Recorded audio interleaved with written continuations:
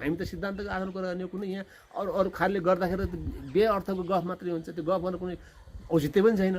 त्यसो भएको हुनाले न नेकपासँग कुनै वर्ग छ, न कुनै विचार छ, न कुनै सिद्धान्त, कुनै दर्शन छ। तर छ के त भन्दाखेरि ऐतिहासिक के अरे झापा विद्रोहको चाहिँ एउटा ब्याज खाने तबका पुरानो एमालेबाट चाहिँ नेतृत्व गरिरहेको छ। अर्को महान 10 वर्ष जनयुद्धको सबभन्दा ठुलो ब्याज खाने तबकाको रूपमा चाहिँ प्रचण्डजीको नेतृत्वमा गएको एउटा ग्रुप छ। त्यहाँ दुईवटा ग्रुप बरकरार छन्। यसको पछाडि के भन्दाखेरि शेरबा र देउबा र अहिलेको प्रधानमन्त्री खड्ग प्रसाद ओली मिलेर महाकाली सन्धिमा त्यत्रो राष्ट्रघात गरे। आउने हेर्नुहोस्, महाकाली राष्ट्रघातका प्रमुख नायक शेरबा देव प्रधानमन्त्री थिए। पार्टी प्रतिपक्षी दलका नेता माधव नेपाल हुनाहुँदै पनि प्रभावशाली हिसाबले सारा चाहिँ गरेको थियो भने केपी खड्ग प्रसाद ओलीजी हुनुहुन्थ्यो। एमाले यति मात्र हेर्नुहोस्, जनयुद्धबाट आएको, हिजो पार्टी र सम्पत्ति बुझाएको, सर्ववर्गको नेतृत्व गरेर आएको पुष्पकमल दाहाल प्रचण्डको परिवारलाई एकजना पनि, यद्यपि त्यो दुःखको कुरा छोराको त चाहिँ निधन भयो प्रकाशजीको, तर अरू बच्चेका कोही पनि न सानो न बाला भएको सबै चाहिँ सरकारी सेवामा छ, सेवा सुविधा युक्त छ। सबै बहुत मन्त्री माननीयदेखि तल छैन। यता माओवादीबाट गएकाहरू होइन, लीलामणि पोखरेलहरू, देव गुरुङहरू लगायतकै मान्छे जो असन्तुष्ट छन् त्यो भित्र, नारायण शर्मा जो असन्तुष्ट छन्, फेरि त्यो एमाले गइसकेपछि पनि अब धेरै सन्तुष्ट प्राप्त त हुन्न। त्यहाँ फेरि उहाँहरूको अलिकति फेरि बार्गेनिङ छ कि उनीहरूलाई पनि अलि चाहिँ मतलब भनौँ न अब आर्थिक रूपले अलि हिन्दा बोधै छ, त्यहाँ प्राप्त छैन। भइसकेपछि यही बेला ठग्ने भनेर उनीहरू पनि के गरे भने राम्रै विषय हो त्यो विरुद्धमा आए। अमेरिकी साम्राज्यवाद मात्रै हाबी थिएन उ बेला त रसियन पनि दुईवटा अति महाशक्ति भइरहेको बेला भारत चाहिँ रसियाको नजिक थियो, नजिकमा थियो, सन्धि गरेको थियो। फेरि के अरे संयुक्त के अरे सोभियत सङ्घको विघटनपछि त्यो टुटेको थियो। फेरि अहिले चाहिँ भारतले तपाईँको रसियासँग सम्झौता गर्दैछ, हतियार किने सम्झौता गरिसक्यो उसले। किन भन्दा उसले हतियार किन किनेको छ भन्नुहुन्छ, फेरि चाइनाको विरुद्धमा प्रयोग गर्न किन डराएको छ हेर्नु चाहिँ। भौतिक रूपमा पराजित गर्ने तागत त छैन। जस्तो उत्तर कोरियामा जिते, सरकारमा थियो उनीहरू, रसियाको ठुलो समर्थन थियो। रसियन चाहिँ लडाकु विमान, रसियन सेना आएर लाखौँ हजार लाखौँको त बढी त त्यहाँका सेना आएर लडे। हेर्नुहोस् त्यहाँ तपाईँको 5000 चिनिया जनताको शहादत प्राप्त भएको छ। उत्तर कोरियामा शहीद बनेका छन्। माओ सेतुङको जेठो छोरो चाहिँ याङचिङ पनि चाहिँ ती शहीद भयो, उनी पनि हेर्नु उत्तर कोरियामै भयो भने त्यस्तो सहयोग अहिले त्यो सहयोग प्राप्त गर्ने नेपालमा त्यो हैसियत पनि छैन, अहिले जमाना पनि छैन। थपिन्छ त यो मिलाएर म्याथ थप्छन्। किन त अमेरिकाले त थुप्रै लगानी गरिसकेको छ, कति खरब के अरे अरब डलर त पठाइरहेको छ नि त। त्यो लेख्न मात्रै देखाएको छैन। किन भन्दा त्यो तपाईँको होइन 5 तारे होटेलमा चलाउने कार्यालय त अफिसै चलाएको भने जस्तो पैसाको त लगानी भइसकेको छ, कर्मचारी खटाइएको छ। यहाँ पुरै इस्टिमेट कतिपय त भइरहेका छन्, त आइरहेका छन्। अमेरिकाबाट इन्जिनियर आएर यहाँ नापजाप गरिसकेका छन्, इस्टिमेट भइसक्यो। हेर्नुहोस् यहाँदेखि चाहिँ काठमाडौँदेखि हुँदै तपाईँको नुवाकोट गोर्खा लमजुङ, त्यहाँबाट तल बुटोल नवलपरासी बुटोल भैरवा झारेर नक्साङ्कन अमेरिकाले गरिसक्यो।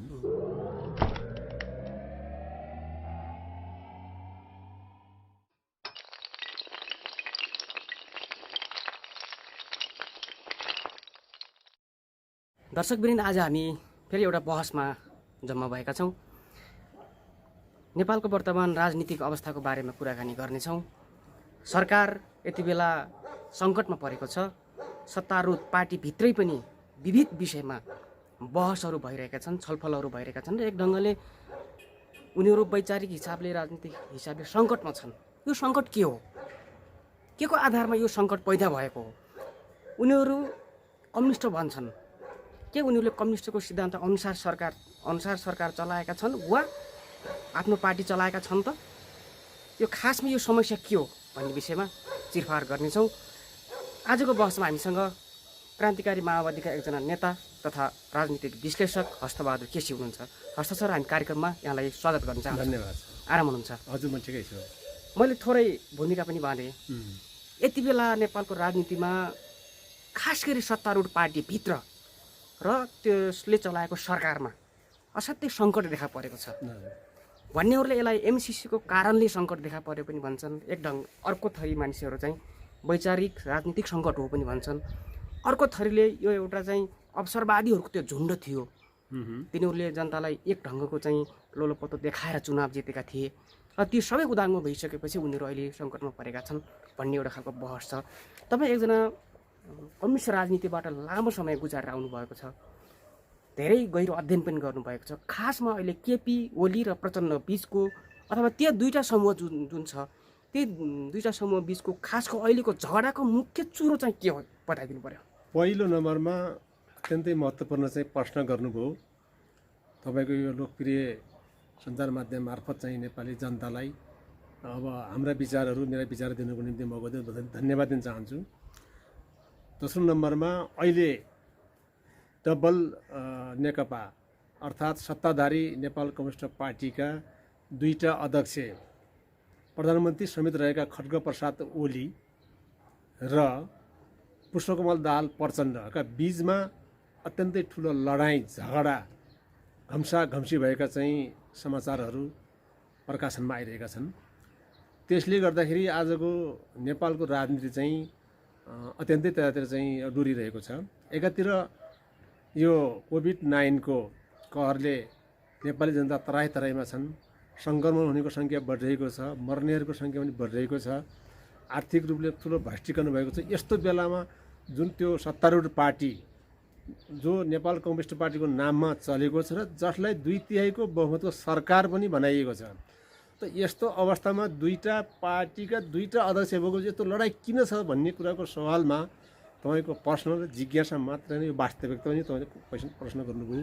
यसको मुख्य झगडा भनेको व्यक्तिगत लडाइँ भनेको कुनै राजनैतिक लडाइँ होइन, व्यक्तिगत टकराव हो। व्यक्ति टकराव हो र त्यो टकराव मात्रै होइन, एउटा जनयुद्धको नेतृत्व गर्दै चाहिँ दक्षिणपन्थी अथवा नवसंस्कृति बाटो भएर पहिल्यै प्रतिक्रियावादमा पतन भइसकेको एमालेमा विलय भएको माओवादी चाहिँ खेमाको नेतृत्व गरेका प्रचण्ड प्रवृत्ति, अर्को 2028 सालको झापा विद्रोहबाट, त्यो ऐतिहासिक झापा विद्रोहबाट एमाले हुँदै दक्षिणपन्थी संशोधनवादको बाटो भएर पहिल्यै प्रतिक्रिया भइसकेको नेकपा एमाले बीचमा एकता भएर जुन डबल नेकपा बन्यो, त्यो बनिसकेपछि दुईटै चरम अवसरवादी नेताहरू भएको पार्टीको एउटा जमघट, एउटा ठुलो समूह बन्न पुग्यो।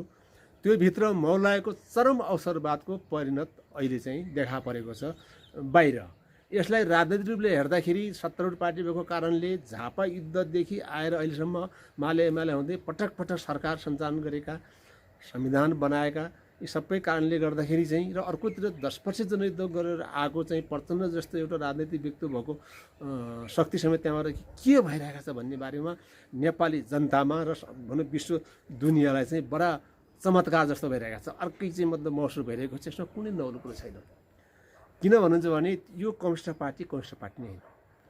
जो अहिले डबल नेकपा छ, जसलाई चाहिँ अहिले चाहिँ नेपाल कम्युनिस्ट नेकपा भनिएको छ, त्यो संविधान निर्वाचन आयोगमा दर्ता भएर चुनावी माध्यमबाट चाहिँ 2/3 बहुमत सरकारमा चलाइरहेको छ र अहिले नेपाली काङ्ग्रेस, त्यसपछि नेपाली अब राष्ट्रिय प्रजातन्त्र पार्टी लगायतका बुर्जुवाले यसलाई कम्युनिस्टको सरकार, कम्युनिस्ट पार्टी भनिरहेका छन्।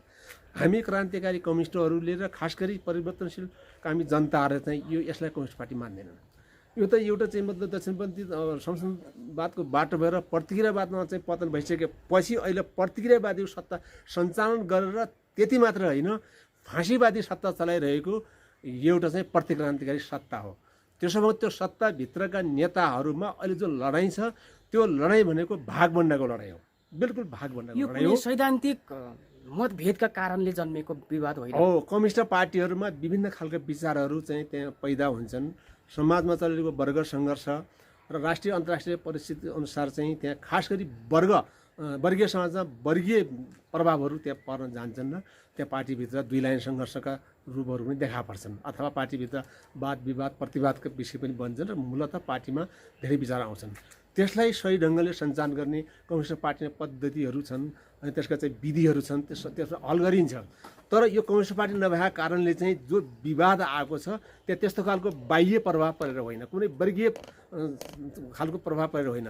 त्यो भित्र चाहिँ अहिले के छ भन्नुहुन्छ भने एमालेको नेतृत्व गर्दै आएका झापा आन्दोलनसँग सहभागी भनेर 14 वर्ष जेल बसी आएका अहिले वर्तमान प्रधानमन्त्री खड्गप्रसाद ओली जो प्रधानमन्त्री हुनुहुन्छ, उहाँहरूको एउटा ठुलो गुट, त्यो गुट अहिले चाहिँ 2/3 बहुमतको चाहिँ पुरा घमण्डले मातेको छ र सारा चाहिँ नेपालको राष्ट्रिय ढुकुटीले चाहिँ हिनामिना गर्ने, भ्रष्टाचार गर्ने, अनेक पालले चाहिँ लुटेर खाने ठुलो गुरुत्वतिर छ र बेसरी चाहिँ त्यसले चाहिँ राष्ट्रिय सम्पत्तिहरूको चाहिँ बरुण मचाइरहेको छ भने यतातिर अर्को चाहिँ प्रचण्ड जो माओवादी जनयुद्धको नेतृत्व गर्दै गएको मान्छे हुनुहुन्छ र जो अहिले त्यहाँ पार्टीको दोस्रो अध्यक्ष पनि हुनुहुन्छ अनि उहाँहरूले चाहिँ केपीहरूको ग्रुपले चाहिँ गरेको जस्तो बर्मलुट अथवा खाना भने पाउनु भएन यो खान पाउनेहरूको र खान नपाउनेहरूको बिचको यो कुकुरे लडाइँ हो कुकुरलाई बिलो फालिदिए जसरी चाहिँ तानातान गर्छन् एक अर्कामाथि झगडा गर्छन् त्यो झगडा त्यहाँ सुरु भएको छ अहिले र यो अत्यन्तै चाहिँ मतलब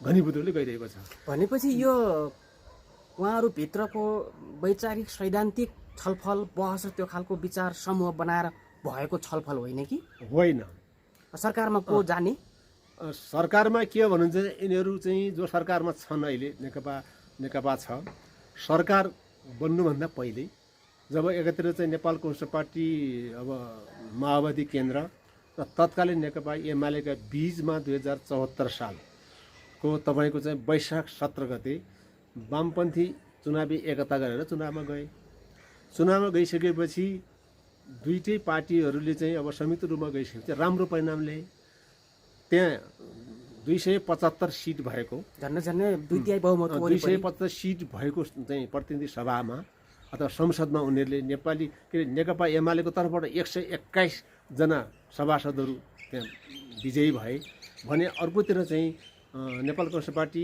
माओवादी केन्द्रबाट 53 जना गर्दा करिब 174 जनाको त्यहाँ उपस्थिति भयो सांसदहरूको 175 भएपछि 2/3 बहुमत पुग्छ एकजना पुगेको छैन त त्यो भइसकेपछि एउटा बलियो सरकार बन्यो त्यो सरकार बनिसकेपछि उनीहरू फेरि पार्टी एकताको कुरातिर गए पार्टी एकता कुरा गरेर जाँदाखेरि अर्को एक वर्षपछि 2075 को जेठ 2 गते त्यहाँ यिनीहरूको पार्टी एकता गर्ने सम्झौता भएछ त्यो सम्झौता गर्दाखेरि तपाईँ के छ भन्नुहुन्छ भने प्रधानमन्त्रीको चाहिँ आलापालो गर्ने मिलेर सरकार चलाउने शर्तमा एकता भएको थियो कि कुनै सैद्धान्तिक आधारमा एकता भएको थियो यस कम्युनिस्ट पार्टीहरूमा एकता फुट विभाजन भइरहन्छ भएको पनि छ हाम्रो नेपाल कम्युनिस्ट आन्दोलन अहिले 70 वर्षको 71 वर्षको यो कालखण्डमा चाहिँ धेरै उतार चढाव होइन एकता फुट विभाजनका अब भनौँ दुःखद घटनाहरू पार गर्दै आएको छ त्यसपछि युद्ध जनसङ्घर्षबाट पनि जनयुद्ध हुँदै पनि पार गर्दै आएको छ तर सवाल के त भन्दा कम्युनिस्ट पार्टी फुट विभाजन विचारका आधारमा हुन्छ सिद्धान्तका आधारमा हुन्छ दर्शनका आधारमा हुन्छ जो मार्क्स लेनिन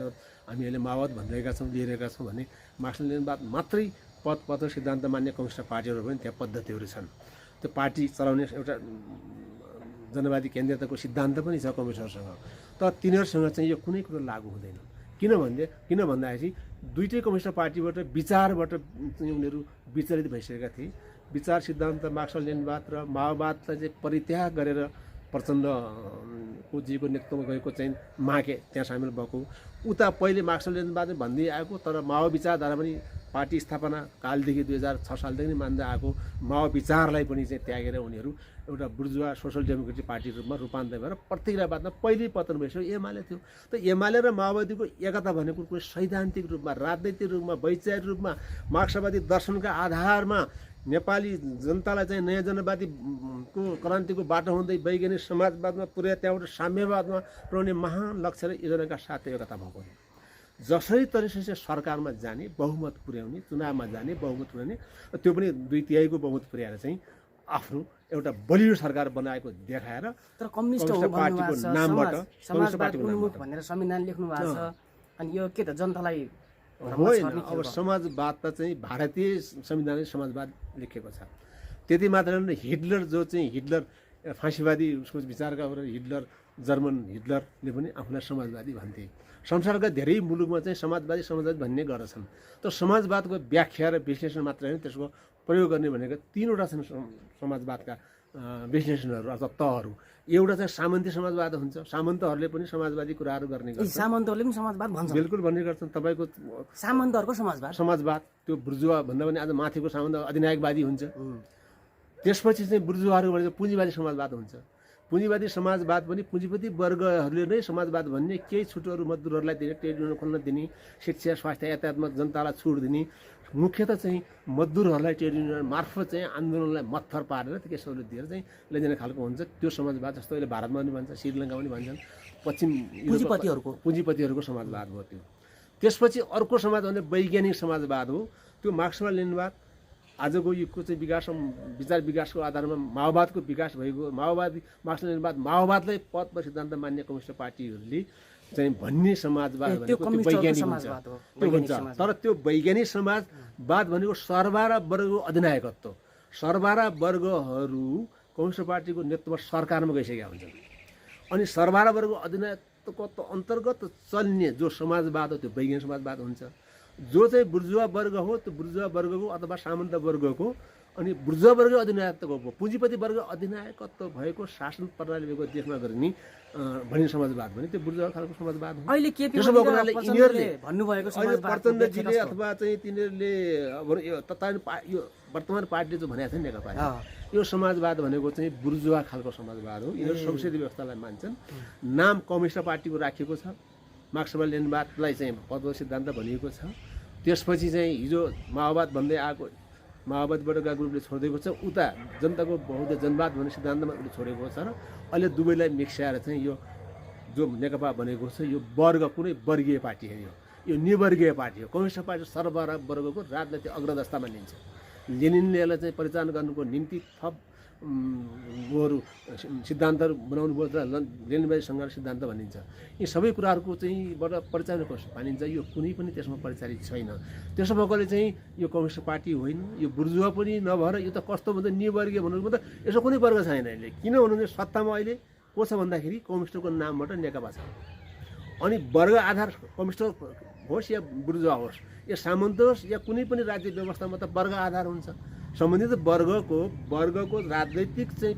नेतृत्व गर्न त सरकारमा उसले गर्ने हो त अहिले कुन वर्गको राजनीति चाहिँ प्रतिनिधित्व गर्छ सरकारमा भन्नुहुन्छ भने अहिलेको नेकपाको द्वितीयको मत सरकारले जो भनिएको छ यसले यो देशका दलाल तथा नोकरशाही पुँजीपति वर्ग र शीर्षमा रहेका सामन्त वर्गहरूको राजनैतिक नेतृत्व नेकपाको सरकारले गरिरहेको छ सरकार चाहिँ त्यो पार्टीको हो तर सत्ता त्यो पार्टीको होइन नेकपाको सत्ता होइन सत्ता र सरकार फरक हो सत्ता भन्ने बित्तिकै के हुन्छ भने अधिनायकत्व हुन्छ त्यो वर्गको कम्युनिस्टको सरकार छ भने सर्वहाराको अधिनायकत्व हुन्छ त्यहाँ सबै चाहिँ सर्वहारा वर्गले बनाएका जुन समाजवादी हुन् या चाहिँ जनवादी हुन् या साम्यवादी सिद्धान्तमा आधारित पक्षमा काम हुन्छ हुन्छ जनताको पक्षमा हुन्छ गाड बास कपासी जनताको मुक्तिको कुराहरू त्यहाँ सबै आउने भयो त्यो एउटा भयो अब पुँजीपति वर्गले पुँजीपति वर्गकै चाहिँ मतलब प्रतिनिधित्व गर्छ र त्यो अधिनायकत्व त्यहाँ प्रयोग भएको हुन्छ त्यसो भएको हुनाले न अहिले नेकपा सर्वहारा वर्गको चाहिँ प्रतिनिधित्व गर्छ नयाँका चाहिँ मजदुर किसानहरूको प्रतिनिधित्व गर्छ भन्ने अब अहिले गर्ने उसले नेतृत्व भने कसमा दलाल तथा नोकरशाही पुँजीपति वर्ग र शेषमा रहेका अर्थात् चाहिँ 10 वर्ष जनयुद्ध र 19 दिने 62-63को जनआन्दोलनबाट फ्याँकिएको चाहिँ सामन्तवाद छ नि शेषमा जो पार्टीहरू पनि छन् हो तिनीहरूको चाहिँ मतलब वर्गीय नेतृत्वको सरकार यो सरकार हो त्यस कारण नेकपाको सरकार पनि होइन यो सैद्धान्तिक रूपमा वैचारिक रूपमा दार्शनिक रूपले हामी त सिद्धान्तको आधार गर्ने कुनै यहाँ अरू खालले गर्दाखेरि बे अर्थको गफ मात्रै हुन्छ त्यो गफ गर्न कुनै औचित्य पनि छैन त्यसो भएको हुनाले न नेकपासँग कुनै वर्ग छ न कुनै विचार छ न कुनै सिद्धान्त कुनै दर्शन छ तर छ के त भन्दाखेरि ऐतिहासिक के अरे झापा विद्रोहको चाहिँ एउटा ब्याज खाने तबका पुरानो एमालेबाट चाहिँ नेतृत्व गरिरहेको छ अर्को महान 10 वर्ष जनयुद्धको सबभन्दा ठुलो ब्याज खाने तबकाको रूपमा चाहिँ प्रचण्डजीको नेतृत्वमा गएको एउटा ग्रुप छ त्यहाँ दुईवटा ग्रुप बरकरार छन् उस्तै छन् यद्यपि कार्यकर्ताको हिसाबले सङ्गठनको हिसाबले हिजो अलिक मजबुती भएको धेरै पल्ट सरकारमा गएको कारणले र ऊ फेरि एकीकृत छ यता त विभाजन हो हामी छुट्टै त्यहाँबाट अलग भएर आयौँ त्यसपछि विप्लवको नेतृत्वमा नेकपा बनेको छ अरू पनि छिटपुट कुराहरू यता रहेका छन् माओवादी समूह गएको छैन नि शक्ति तर त झापा आन्दोलन आएको त समूह छ त्यसमा फेरि विभिन्न खालका बुर्जुवाहरू कमिसन नामका बुर्जुवा दरबारीहरूको विचार गरेको त्यो पार्टीको त एमाले भएको त्यसो त उसले विशाल पनि हो त्यसो भएको हुनाले नेताको हिसाबले सङ्घीयको हिसाबले कार्यकर्ताहरू सङ्गठनको चाहिँ दृष्टिकोणले एमाले बलियो हो र व्यवस्थित थियो त्यसको ठुलो सङ्गठन ठुलो थियो त त्यो त्यहाँ गइसकेपछि अब चुनाव हुनुभन्दा पहिला झगडाको कारण नेपाली काङ्ग्रेसको चाहिँ थियो तत्कालीन माओवादी केन्द्र केही समय पहिला प्रधानमन्त्री चाहिँ पुष्पकमल दाहालजी नै हुनुहुन्थ्यो पछि चुनाव चाहिँ शेरबहादुर देउवालाई ल्याएर चुनाव बनाइयो फेरि पनि चाहिँ चुनावमा चाहिँ अब कोसँग एकता हुन्छ भन्ने थियो दुनियाँको भन्नुहुन्छ भने नेपाली काङ्ग्रेसमा माकेकै हुन्छ भन्ने थियो तर फ्याट चाहिँ एमाले र अनि माथिको बिचमा चुनावी एकता भइसकेपछि चुनावमा गए। चुनावमा जानु वामपन्थी एकता गरेर चाहिँ कम्युनिस्टकै नाम रहेको, जनताले कम्युनिस्ट मानिरहेको यस्तो अवस्थामा नेपाली काङ्ग्रेसको विकल्प पनि कम्युनिस्ट हुन्। फेरि चुनावी हिसाबले कम्युनिस्टहरूको चाहिँ सबभन्दा बलियो आधार र दृष्टि भएको त एमाले हो। यतातिर माओवादी कयौँ खेमाहरू हामी लगाएर चुनाव बहिष्कार गर्ने कुरो छ, विप्लवजीको बहिष्कार गर्ने कुरोहरू थियो उहाँको। त्यसपछि चाहिँ तिनले एकता गरे, वामपन्थी एकता गरेर संसदीय व्यवस्थालाई मान्ने, त्यही संविधानमा बनाएका। अनि यो मुख्यको चाहिँ मतलब संसदीय व्यवस्थालाई बचाउन खोज्नेहरूको छुट्टा छुट्टै चुनाव हुनु जरुरी थिएन। कम्युनिस्टहरूले संसदीय व्यवस्थालाई मान्दैन। त्यसो भएको हुनाले उनीहरू के हो भन्नुहुन्छ भने उनीहरू चाहिँ चुनावबाट बहुमत ल्याउने, कम्युनिस्ट पार्टीको सरकार चलाउने, कम्युनिस्ट पार्टीकै सिद्धान्त अनुसार मार्क्स लेनिनवाद माओवादकै अथवा मार्क्स लेनिनवादकै तपाईँको पदवर्षनमा वैज्ञानिक समाजवादको विकास गर्दै जाने, स्थापना गर्दै जाने, चाहिँ जनता गाँसबास कबासको व्यवस्था गर्न अथवा जनताका मुक्तिका चाहिँ आन्दोलन र कार्यक्रमलाई सङ्गठित गरेर अहिले चाहिँ अब बुर्जुवा खालकै सरकारमा गए पनि एउटा चुनावीलाई उपयोग गरेर चाहिँ गर्ने खालको नीति हुन्थ्यो कम्युनिस्ट पार्टी। त्यो कम्युनिस्ट पार्टी सिद्धिसकेको थियो, कम्युनिस्ट पार्टी थिएन। तर जसरी तसरी सरकारमा गएर अनि आफ्नो सबै चाहिँ स्वार्थ पुरा गर्ने हिसाबले गएको थियो। त्यही भइरहेको छ। अहिले नेकपाका चाहिँ नेताहरू अझ झलनाथजीको एउटा ग्रुप छ, माधव नेपालजीको अर्को ग्रुप छ, केपीको भइहाल्यो। यता चाहिँ अब यी चारवटा ग्रुप छन्। यी चारवटै ग्रुपहरूको चाहिँ बिचमा जो अहिले सबै तिन संसदमा छन्, मन्त्री मान्ने तिनकै छन्। त्यसमा त त्यो पार्टीभित्र कम्युनिस्ट पार्टी कुनै तपाईँ देख्नुहुन्न। कम्युनिस्ट पार्टीभित्र चाहिँ त्यहाँ त फरियावाद छ, परिवारवाद छ, व्यक्तिवाद छ, नातावाद छ, कृपावाद छ, सारा आफ्नो शाखा सन्तान नाता गोता छोरा छोरी होइन, छोरी ज्वाइँ जे छन् सबलाई सबलाई चाहिँ मतलब सरकारी विभिन्न निकायहरूमा त्यहाँ पुरै भर्ती गरिएको छ, नियुक्ति गरेको छ। कसैलाई सभासद बनाइएको छ, कसैलाई तपाईँको मन्त्री बनाइएको छ, कसैलाई माननीय बनाइएको छ। विभिन्न चाहिँ उसमा आयोगहरूमा अथवा सङ्घ संस्थाहरूमा सङ्गठनहरूमा भनौँ न, तिनी विभिन्नसँग चाहिँ त्यहाँ पुरै चाहिँ नियुक्त गरिएको छ। कोही खालि छैन। तपाईँ यति मात्रै जनयुद्धबाट आएको, हिजो पार्टी र सम्पत्ति बुझाएको, सर्ववर्गको नेतृत्व गरेर आएको पुष्पकमल दाहाल प्रचण्डको परिवारलाई एकजना पनि, यद्यपि त्यो दुःखको कुरा छोराको त चाहिँ निधन भयो प्रकाशजीको, तर अरू बच्चेका कोही पनि न सानो न बाला भएको सबै चाहिँ सरकारी सेवामा छ, सेवा सुविधा युक्त छ। सबै बहुत मन्त्री माननीयदेखि तल छैन। दुईवटा ज्वाइँ त मन्त्री छन्, छोरी चाहिँ छोरी भने अब यता एमालेमा आइसकेपछि एमाले कुनै पनि छैनन्। त यसो भइसकेपछि त्यो किन त भन्दाखेरि त्यसको पछाडि भनेको चाहिँ अब सारा मुलुकको सम्पत्ति नेपाली जनतालाई भेडा भएर तुल्याएर चाहिँ पुस्तासम्म आफूलाई आवश्यक हुने धन आर्जन गर्ने होइन कि धन जम्मा गर्ने। आर्जन त परिश्रमबाट प्राप्त हुन्छ, त्यत्तिकै चाहिँ मतलब थपारेको सम्पत्ति थपारेर गराउने निम्ति चाहिँ पुरै वर्ग उत्थान भयो, वर्गमा परिणत भइसकेपछिको चाहिँ यो जुन हो। यसले गर्दाखेरि अहिले त्यो त्यसमा सरकारमा गइसकेपछि खाने हुने नहुने, पाउने नपाउने को बिचको लडाइँ हो र 2.5 वर्षमा प्रधानमन्त्री चाहिँ बाँडफाँड गर्ने त्यो सहमति भारै छ। अब त्यो सहमति मैले चाहिँ व्यवस्था गरेर अहिले गल्ती गरेँ भन्ने खालको महसुस प्रचण्डले गरे भन्नुभयो नि, घोषणा गर्छन् उहाँले। त्यसको अर्थ के हुन्छ? त्यसको अर्थ के हुन्छ? पार्टी एकता हुनुभन्दा पूर्व अघिल्लो दिन 2075 को जेठ 2 गते 3 गते त पार्टी कता भयो, त्यो दिन चाहिँ आलो पालो प्रधानमन्त्री भनेर गोप्य सहमति भएको रहेछ। त्यसलाई यी संसदीयहरूले भद्र सहमति भन्ने चाहिँ मतलब भाषा प्रयोग गर्ने भद्र सहमति भएको रहेछ। हेर्नुहोस्, हुन त आउँदाखेरि चाहिँ हुन त अब मङ्सिरमा पुग्छ 2.5 वर्ष। अब आउने मङ्सिरमा प्रचण्डलाई केपीले छोडिदिने कुरा भएको रहेछ। उनी पहिले आत्ते के गर्लान् सर, छोड्लान्? अब म कुरा जाँदैछु। पहिले आत्तेर के भने भन्नुहुन्छ भने के हो भन्नु यिनको छलफल गर्दाखेरि केपीले के भने भन्दाखेरि होइन म 5 वर्ष चलाउँछु, तपाईँ पार्टीको 2टा अध्यक्ष भइयो, तपाईँ कार्यकारी अध्यक्ष बन्नुहोस् र म पार्टी चलाउँछु, तपाईँ पार्टी म सरकार चलाउँछु भनिसकेपछि फेरि यसले चाहिँ पोहोर मङ्सिरको 4 गते के गरिरहेको छन् भन्नुहुन्छ भने अब 5 वर्ष पुरै केपीले प्रधानमन्त्री चलाउने, अरू बाँकी 5 वर्ष चाहिँ प्रचण्डजीले पार्टी चलाउने भन्ने सहमति भएको छ। फेरि हुँदै यता अगाडि आउने क्रममा अब अहिले आएर के भन्दा फेरि प्रचण्डजीलाई त्यो पनि अब म चित्त बुझेन दिन्छ भन्ने विश्वास लागेन, विश्वास भएन। नभइसकेपछि नहुनको कारण के हुन्छ भने यता कोरोनाको चाहिँ यस्तो समस्या छ मुलुकमा, अर्कोतिर चाहिँ भ्रष्टाचारका ठुल्ठुला केस भए, त्यही बेला फेरि अब प्रचण्डको विभिन्न खालका त्यहाँ के थिए समस्याहरू अप्ठ्यारो पारेको के थियो त्यो ग्रुपलाई। अनि गएर चाहिँ यही बेलामा दल बदल कार्यकारी भन्नुभयो तर अधिकार नपाएको जस्तो दल बदल चाहिँ ऐन ल्याएर पार्टी फुटाउने। 50-50 भन्ने छ पहिला, 50-60 छ पहिला, अब अहिले आएर थोरै सङ्ख्याले पनि संसदमा पनि अथवा चाहिँ पार्टीको नेतृत्वमा बनाएर दल लिएर आउनुभयो र त्यहाँ सबैले घेर्दाखेरि होइन मैले त हाम्रो पार्टीको त प्रब्लम होइन कि मधेस पार्टीलाई भन्ने कुरा भइसकेपछि त्यसपछि त्यो पनि गलत थियो भनेर दुवैले आत्मचना गरे। अनि त्यहाँ भने चाहिँ मन पाखला माझामाझ गरियो भन्ने छ। त हुँदाहुँदै अगाडि बढ्ने क्रममा फेरि अहिले आएर के भन्छ दुईटाको बिचमा अब त्यही सम्पत्तिको अथवा त्यो भाग बेलोको खोसाएको कारणले आएको छ। र मुख्य कुरो चाहिँ अब फेरि किन त्यति आत्तिनु भएको छ भन्ने कुरा गर्नु खोज्नु भएको हो प्रचण्डजीले होइन। प्रचण्डजी चाहिँ मतलब त्यहाँ खानैको लागि जानुभयो, सबैलाई प्रष्टै छ। एमालेमा जाने, एमाले चाहिँ किन भन्दाखेरि बुर्जुवा भइसकेको छ, एमाले सरकार प्रत्यक्ष सरकार चल्ने हो, जनतालाई चाहिँ जनताको त्यहाँ पहुँच पनि हुँदैन, गराउने जनताले केही सक्दैन। अहिलेको अवस्थामा कम्युनिस्ट पार्टीकै नामसँग झापाबाट आएको जनयुद्ध आएको भने चल्छ प्रचण्डले त के भनिदिनुहुन्छ जनयुद्धको नेतृत्व मैले गरेँ, सबै मै पे गर्छु। अहिले नेपाल राज्य मैबाट घुमिएको छ, मैले घुमाउँछु भन्नुहुन्छ। अब त्यत्रो चाहिँ मतलब तागत भएको व्यक्तिलाई त्यत्तिकै कार्यकारी अधिकार त भनेर कार्यकारी अध्यक्ष दिएको छ, अधिकार त छैन। फेरि बैठक बस्दाखेरि अध्यक्ष कसले गर्छ भन्दाखेरि केपीले नै गर्ने। बस्दाखेरि केपीलाई ठुलो कुर्सी, उहाँलाई छेउतिर कुर्सी राखिन्थ्यो। फेरि अस्ति झगडा परेर मिलाउँदाखेरि दुईलाई कुर्सी पनि राख्यो, सँगसँगै बस्ने एउटा राख्यो। त्यो कुर्सी त पुग्दैन, फेरि साँझमा त खानुपर्छ, कुर्सी त खान दिन्न। अब टुल त हेरेर बस्नु पनि भएन, भइसकेपछि चाहिँ आत्तिएर उहाँले चाहिँ खोसाखोसो स्थितिमा भइसकेपछि अहिले र उहाँ कुनै चाहिँ अन्यथा होइन, उहाँले एकदम चाहिँ जहाँ जे हिसाबले जानुभएको, जे दृष्टिले जानुभएको, जे आशाले जानुभएको त्यो खान दिनु पर्थ्यो। उहाँले यत्रो जनयुद्धको नेतृत्व आएको 10,000को शहादत भयो हिजो। विचार विकासको चाहिँ मतलब एउटा सिद्धान्त विकासको आधारमा प्रचण्ड पश्चिम पार्टीले पुर्यायो। कहाँ त हिजो चाहिँ प्रचण्डको स्थिति र पोजिसन कहाँ पुगेको थियो। माओभन्दा आज अगाडिको विकासमा प्रचण्ड पद बनेको।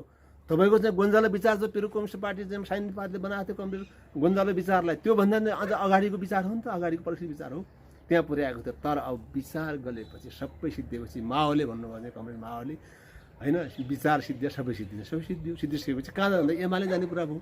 अन्त त बास ठाउँ छैन। यता चाहिँ 10,000को शहादतको चाहिँ मतलब समस्या छ, 10,000 लाखौँ हजारौँको चाहिँ तपाईँको घाइते अपाङ्ग र होइन तपाईँको बेपत्ताहरूको समस्या छ। तिनको समस्याबाट पनि अब पार पाउँदाखेरि टेक्नो नस्कने भइसकेपछि एमाले उहाँहरू छिरेको हो र नितान्त खाने भन्न गएको। संसदीय व्यवस्थामा जाने, हालिमुहाली गर्ने, प्रधानमन्त्री, राष्ट्रपति, मन्त्रीहरू बन्ने, विभिन्न ठाउँमा सबलाई राख्ने, अनि सम्पत्ति सारा जम्मा गरेर चौचेस्कु बन्ने हिसाबले नै गएको हो। कुनै मात्रै ढाँट छल गरी आएन प्रचण्ड क्रान्ति गर्न। किन भन्दा हिजो 10 वर्ष जुन एमाले के हो, एमाले कुनै पार्टी थियो आफै भन्नुभएको छ प्रचण्डले। काङ्ग्रेस र एमाले चाहिँ किन फरक पार्टी चलाएको छन्, काङ्ग्रेस पनि एमाले एउटै भयो नि हुन्छ, एउटै पार्टी बनायो भने चाहिँ दुइटाले बेकार दुइटा चुलो फुकेर यहाँ हल्ला गरेर खाने नेपालमा दुइटा तिमी एक हो भनेको कैयौँ भिडियो पनि तपाईँहरूको मिडियामा अहिले आइरहन्छ, पढ्छु सुन्छु, दुनियाँ सुनेछन् भने। अब त्यहाँ गइसकेपछि अब त्यही ठाउँमा गयो प्रचण्डजीहरू त पुरानो माओवादी पनि अब उही काङ्ग्रेस उही एमाले हो। अब उनीहरूको काम भनेको त देशका नदीनाला बेच्ने, राष्ट्रिय सम्पत्तिहरू चाहिँ मतलब तिनीहरूले जोगाउने होइन, संरक्षण गर्ने होइन, बेचेर खाने, कल कारखानाहरू उद्योग धन्दाहरू बेचेर खाने। तपाईँ ठ्याक्क प्रसङ्ग ल्याउनु भयो। यो एमसिसी एउटा कारण हुनसक्छ सक्दैन अहिले उहाँहरूको विवादको? यो पनि एउटा कारण हो। कारण के हो भन्दाखेरि चाहिँ यही विवादसँग सिधै जोडिएको छैन, तर यसले पनि उनको मनस्थितिमा चाहिँ के हुन्छ भने झगडा पार्ने काम गरेको छ। ओलीजीले जसरी पनि पास गर्नुपर्छ काङ्ग्रेससँग मिलेर भन्ने, प्रचण्ड खनाल र माधव नेपालजीहरू चाहिँ पास गर्न हुन्न भन्ने। अब एमसिसी चाहिँ 2014 सालको भदौ महिना अहिलेको बहसमा फेरि अब प्रचण्डहरूले चाहिँ ओलीजीलाई हटाएर हजुर यसो गर्न खोज्नुभयो भने ओलीजीले फेरि पार्टी फुटाएर काङ्ग्रेससँग मिलेर जसरी पनि एमसिसी पास गर्न लाग्नु भयो भन्ने बहस पनि छ। त्यो आइराखेको छ। सवाल के हो भन्दाखेरि नेपाली काङ्ग्रेसकै सरकारले 2014 सालको भदौमा अमेरिकाको वासिङटन डिसीमा गरेको सम्झौता गरिसकेको रहेछ, पहिले गरेको रहेछ। तत्कालीन चाहिँ तर गुपचुप किन रह्यो? शेरबहादुर देउवाको प्रधानमन्त्री हुँदाखेरि तत्कालीन चाहिँ अर्थमन्त्री ज्ञानबहादुर कार्कीले न्युयोर्कमा 2 पटक गरेर चाहिँ राष्ट्रघाती एमसिसी सम्झौतामा उहाँले हस्ताक्षर गरिसक्नु भएको छ। त्यति बेला मिडियामा आएन नि, त्यो बाहिर आएन, त्यहाँभित्र राखिएको रहेछ। त्यसपछि चाहिँ प्रधानमन्त्री बाबुराम भट्टराई हुँदाखेरि पनि त्यो सम्झौताको बारेमा पुरै तयारी भएको रहेछ।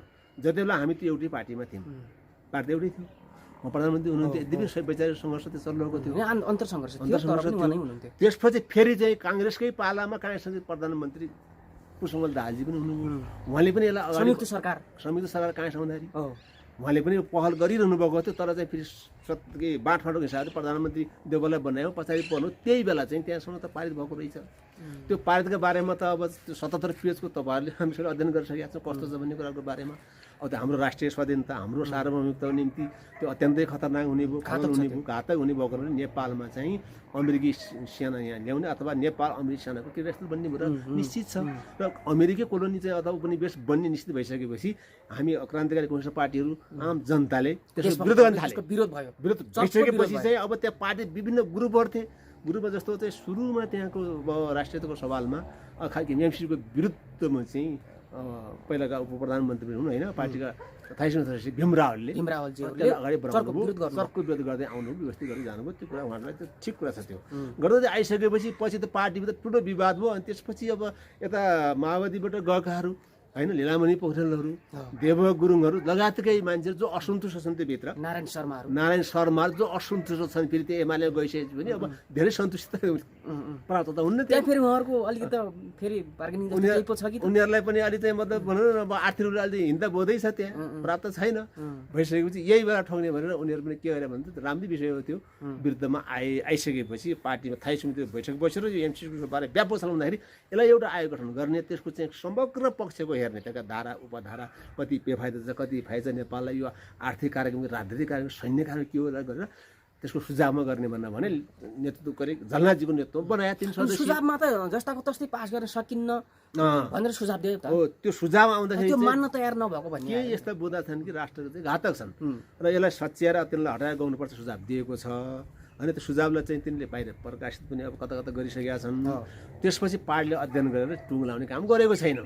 त यही बेलामा के रहेछ भन्नुहुन्छ फेरि यता तपाईँको चाहिँ यो असारको 15 गते चाहिँ संसदले पारित गरे 16 गते यसलाई कानुन गर्ने पनि सम्झौता भइसकेको छैन म्याद त्यहाँसम्म रहेछ अमेरिका 16 गतेसम्म म्याद त कटिसक्यो त के हुन्छ अब म्याद कट्दै थियो 16 गते पछि चाहिँ त्यो 17 गतेसम्म संसद अधिवेशन के अरे बैठक सार्यो चाहिँ संसदले होइन अनि यतातिर के भइदियो भन्नुहुन्छ भने तर्क विवाद भयो र त्यसमा केपीको लगाव केपीले जसै पनि गर्नुपर्छ भन्ने कुराहरू गर्नुभयो जसले चाहिँ एमसीसीको विरोध गर्छ त्यसले चाहिँ नेपालको राष्ट्रिय के अरे विकासको विरोधी हो भन्नुभयो भन्ने कुरा चाहिँ बढी गर्नुभयो नेपाली काङ्ग्रेसले चाहिँ शेरबहादुर देउवा कहिले किन नगरेर केरेर बस्या छिटो गर्नुपर्छ त्यत्रो फिर्ता गर्ने देश विकास हुन्छ तिमी हामीले हप्काउने भयो र त्यसै नेपाली काङ्ग्रेसको समग्र पार्टीको निर्णय चाहिँ एक मतले त्यसलाई पारित गर्ने भन्ने भयो चाहिँ उसकै पार्टीमा भएको यता त्यसलाई पारित गर्नुपर्छ भनेर केपी ग्रुपको चाहिँ पुरै नरान्देको बल लाएर त्यहाँ चाहिँ पछाडि के हो भन्नुहुन्छ भने हो यसको पछाडि म तपाईँलाई फेरि जाउँला है त म तपाईँले यसको पछाडि के भन्दाखेरि शेरबहादुर देउवा र अहिलेको प्रधानमन्त्री खड्का प्रसाद ओली मिलेर महाकाली सन्धिमा त्यत्रो राष्ट्रघात गरे आउने हेर्नुहोस् महाकाली राष्ट्रको प्रमुख नायक शेरबहादुर प्रधानमन्त्री थिए पार्टी प्रतिपक्षी दलका नेता माधव नेपाल हुँदाहुँदै पनि प्रभावशाली हिसाबले सारा चाहिँ गरेको थियो भने केपी खड्का प्रसाद ओलीजी हुनुहुन्थ्यो एमालेमा त्यही देखे हामीले अनि आएर उतले गर्दा यो राष्ट्रघात हुन्छ पानी बाँडफाँड गर्नु त महाकाली नदी आधा सबैको के साझा भन्ने नारा दिए कम्युनिस्टहरूले पार्टी विभाजन भयो एमाले हुन थाल्ने हुने सुरु भयो त्यति बेला केपीले के भन्नुभयो अझ सारा जग जाएछ कि हामीले चाहिँ भारतबाट 1 खर्ब 21 करोड वार्षिक आम्दानी हुन्छ यत्रो आम्दानी हुनेलाई चाहिँ पैसा त्यतिखेर पाल्ने अनि बिजुली यति हुन्छ पानी यति पठाउनु हुन्छ सबै कुरा गर्नुभएको त्यो पैसा आछ बस त्योको चाहिँ डिपिआरसँग भएको छैन अहिले बिजुलीको पानीभरि चाहिँ भारतले पर नेपालले प्रयोग गर्न पाउन्न अब भइसकेपछि उहाँ महाकाली सन्धिका राष्ट्रका त प्रमुख नायक र हिस्सेदार भनेको शेरबहादुर देउवा र केपी फेरि अहिले पनि हिजो सत्ताको प्रतिपक्षमा चाहिँ हिजो सत्तामा छ अहिले यी केपी ओली र अनि नेपाली काङ्ग्रेसको समग्र पार्टी अर्थात् पार्टी नेता शेरबहादुर देउवाको चाहिँ दुईटाको बिचमा अमेरिकाले एकता गरिदिएको छ अमेरिकाको निर्देशनमा हुने हो त्यो भारतको सल्लाह र सहयोगमा हुने हो त्यो चाहिँ एमसीको पारित तथा कार्यान्वयन त्यसमा अहिले फेरि चाहिँ अमेरिकाको दबावमा निर्देशन योजनामा यी दुईटा पार्टीका चाहिँ वरिष्ठ नेता के प्रधानमन्त्री र पार्टीको अर्को सभापति मिलेर त्यो गर्ने कुरो अमेरिकाले दुईटालाई चाहिँ आदेश दिएको छ र त्यो कार्यान्वयन गर्ने दलाल भएका कारणले चाहिँ कार्यान्वयन गर्न केपीजी पनि मरिमिट लाग्नु भएको छ त्यसपछि किन यस्तो भएको छ भने म तपाईँलाई एउटा कुरा भन्छु यद्यपि गल्ती भयो भने सचिनै जाला होइन यो जुन चाहिँ तपाईँको लिम्पियाधुरा कालापानी र चाहिँ लिपुलेको जो नक्सा नयाँ नक्सा बनाइयो त्यो चुच्चे नक्सा धन्यवाद छ त्यो त नेपाली जनता अहिले होइन 2006 सालले उठाएको कुरा हो धेरै पहिले हुनुपर्ने काम हुनुपर्ने 58 वर्ष भइसक्यो त्यो त त्यसपछि चाहिँ अब त्यसको विरुद्धमा लड्दाखेरि धेरैले ज्यान पनि गुमाउने शहीद पनि भए नेपालमा होइन। भारतीय विस्तारवादका विरुद्धमा आन्दोलन हुँदाखेरि 2008 सालमै विद्यार्थी चिनिया काजीको हत्या सरकारले गर्यो। 2010 सालमा भीमदत्त पन्तको भारतीय सेना आएर जनतामा फाँसी दिइयो। विदेशी हस्तक्षेपकै विरुद्ध हो। विद्यार्थी आन्दोलनमा तपाईँको हुँदाखेरि 2038 सालमा लक्ष्मी पाण्डेको त्यही माने भन्ज्याङ र सुस्ताको विरुद्धमा जाँदाखेरि विद्यार्थी एकजना नेता होइन लक्ष्मी पाण्डेलाई हत्या भारतीय निर्देशन नेपाल सरकारले गरेको थियो। पञ्चायती व्यवस्था त्यति बेला 2 वर्ष पहिला मात्रै तपाईँको गोविन्द गौतमलाई कञ्चनपुरको एउटा सिमानामा चाहिँ भारतीय सेनाले गोली हानी मारे हेर्नुहोस्, हत्या यस्तो भइरहेका छन् त। तर यति भइसकेपछि पनि के त भन्दाखेरि चाहिँ उनीहरू कतै केही छैनन्, विरोध त यिनीहरू गर्दैनन्। तर अब आइसकेपछि अहिले विरोध त जनताले गर्दै आए तर यिनीहरू कहिले पनि समर्थन जनताको गरेनन्। अब कोशी राष्ट्र नदीमा राष्ट्रघाटको गण्डकी नदी, महाकाल नदी, अप्पर कर्णालीमा यता अरुण थरमा सबै गर्न त यी दलकै नेताहरू छन्। कहाँ से यिनीहरू नै हुन्। यति भइसकेपछि यद्यपि नेतृत्व गर्ने नेताहरू अहिले बिपी कोइराला हुनुहुन्न, गिरिजाप्रसाद कोइराला हुनुहुन्न, सुशील कोइराला हुनुहुन्न, तर अहिले त्यो पार्टीको नेता त बर्खाले छ नि त। त्यसो भएकाले के हो भन्नुहुन्छ भने जसरी त्यो नक्सा पारित भयो गर्नु जरुरी थियो। भारतीय विस्तारवादले पहिल्यैदेखि आफ्नो नक्सामा राखेको रहेछ। अहिले गएको चाहिँ होइन कार्तिक तपाईँको 20 गते 16 गते 2 नोभेम्बरका दिन 1949 चाहिँ अब सार्वजनिक नक्सा गरिसकेपछि हामी क्रान्तिकारी कम्युनिस्ट पार्टीले विरोध गर्यो, जनताले गरिसकेपछि वास्ता गरेर उसले लाठो हान्दै थियो नि त यो ओली सरकारले त। पछि अहिले बाध्यतावश नक्सा बनाउन तयार भयो जनताको दबाबमा, अरू पार्टीको दबाबमा। यो कुरा ठिक छ, तर यहाँ के गन्ध आउँछ भन्नुहुन्छ भने लोगो पनि बनाए, धेरै काम गरेका छन्, यसलाई धन्यवाद दिनुपर्छ। जहाँसम्म उसलाई चाहिँ फिर्ता ल्याउने कुरा छ कानुनी रूपमा, राजनीतिक रूपमा भारतसँग एक कलफुन चाहिँ केपीले असम्म कक्षी आफ्ना भारतीय प्रधानमन्त्रीसँग एक कल्प हाम्रो के गर्ने बनाइसँग तपाईँ राख्नु फिर्ता गर्नुहोस्, के गर्नुहुन्छ मित्र भनेर भन्न सक्नु भएन। पेपरबाजी गरे, ठुल्ठुलो कुरा गर्नुभएको छ। तै पनि यहाँ के भनिरहेको छ भन्नुहोस् त। केपीलाई त दोस्रो चाहिँ मतलब गौतम बुद्ध, दोस्रो चाहिँ विभिन्न थापा भनिरहेको छ। महाकाली सन्धिमा हामीले गल्ती गर्ने कहीँ भनिदिएको छ? शेरबहादुर देउवाले पनि के गर्नुभएको छ भने खुब ठुलो कुरा गर्नुभएको छ राष्ट्रघातमा। कहीँ महाकाली सन्धिमा मैले गल्ती गरेको हाम्रो पार्टीले गरेको भनेर कतै भन्नुभएको छ? उहाँहरू भन्नुभएको छैन। तर राष्ट्रवाद यो नक्कली राष्ट्रवाद हो। कङ्ग्रेसभित्र देशभक्त मान्छेहरू रहन्छन् है। होइन, पार्टी सुरु निर्माणदेखि अहिलेसम्म पता गर्दै यो भारतीय विस्तारवादको दलाल पार्टी हो। उबाट निशुल्क चल्ने पार्टी हो कि यो। त्यसो जे माग्छन् त्यही दिने, जे भन्छ उयो गर्ने। नदीनालाहरू बेच्ने त कहाँ नै सबभन्दा बढी अवसर रह्यो। तपाईँको 2011 सालमा मातृभाषा कोइरालाले गर्नुभयो, त्यति बेला विप्रसाद कोइराला चाहिँ पार्टीको अध्यक्ष हुनुहुन्थ्यो। 2016 सालमा 2/3 3/3 भएको सरकार भएको नेपाली काङ्ग्रेसको 15 सालको चुनावबाट 16 सालमा चाहिँ गण्डकी नदी भारतसँग सम्बन्ध गर्ने बिपी कोइराला थिए हेर्नुहोस्। त्यसपछि 2019 सालमा अथवा 1962 तथा राजा महेन्द्रले कालापानीमा चाहिँ भारतीय सेनाले अनुमति दिए। तिनले हेर्नुहोस् दरबारले आफूलाई के किन ठुलो राष्ट्रवादी ठान्छ त्यहाँ गरेको कुरा यिनीहरू अहिले कोहीले पनि त भन्दैन। खै त्यो दरबारले आत्मसमर्पण केही पोस्ट चाहिँ हटाएको फिर्ता गर्न 17वटा पोस्टमध्ये 16वटा गए, एउटामा राख्छु भन्यो। अनि यता पञ्चायत भर्खर ल्याएको भारतीय सम्मान चाहेन राजा महेन्द्रले त्यो सत्ता टिकाउने 8मा भारतलाई दिएको थियो। एकदम साँचो कुरा हो त्यो। त्यसो भइसकेपछि अब अहिले आइसकेपछि किन नेपाली काङ्ग्रेसले चाहिँ अब कालापानी लिम्पियाधुरा लिपुलेखको सम्झौतामा चाहिँ किन एमाले साथी केपीलाई दियो भन्दा पछाडि यहाँ केही रहस्य छ हेर्नु। किन भन्दा नक्सा पारित नक्सा छाप्दै त्योभन्दा नक्सा पहिले नेकपा क्रान्तिकारी माओवादीले छापेर मान्छे गरेर अफिसमा जुनाइदिएको युवा सङ्घका हाम्रो युवाका केटाहरूले दबाब दिनको लागि दबाब जुनाउनु गर्यो। त्यो नक्सा पहिले हामी तयार पारेको छ भने हाम्रै पार्टीले भनिराखेको छ, 10 दलीय मोर्चाले गरेको छ। त्यो चाहिँ अब छाप्दै मात्र त भएन नि, नक्सा छापेर त हुन्न, व्यवहारिक रूपमै आउनु। अब आफ्नो चाहिँ मन्त्री के अरे आफ्नो सरकारले अथवा संसदले चाहिँ त्यो निशान छाप त के ठुलो कुरो भयो नि त बनाए। जब त्यो फिर्ता ल्याउने कुराको बारेमा एक शब्द चाहिँ मतलब कुरा गर्न सकेको छैन, पेपर लेखिन। अनि अहिलेको परराष्ट्र मन्त्रीले चाहिँ लेखापढी गरेर पठाउँछन्, त्यो अफिसियलीमा त्यो पुग्छ कि पुग्दैन सोध्दा पनि छैन, मतलब गर्दैन। भारतीय विस्तारवादले के गर्छ भन्नुहुन्छ भने यहाँ मिच्दै थिच्दै आएको छ। ऊ त धेरै बेमान छ, प्रवृत्ति हो त्यो। त्यसो भएर चाहिँ यिनी किन गर्छ भन्दा उनीहरूले नेपालका शासकलाई नेपालका शासक ठान्दैन।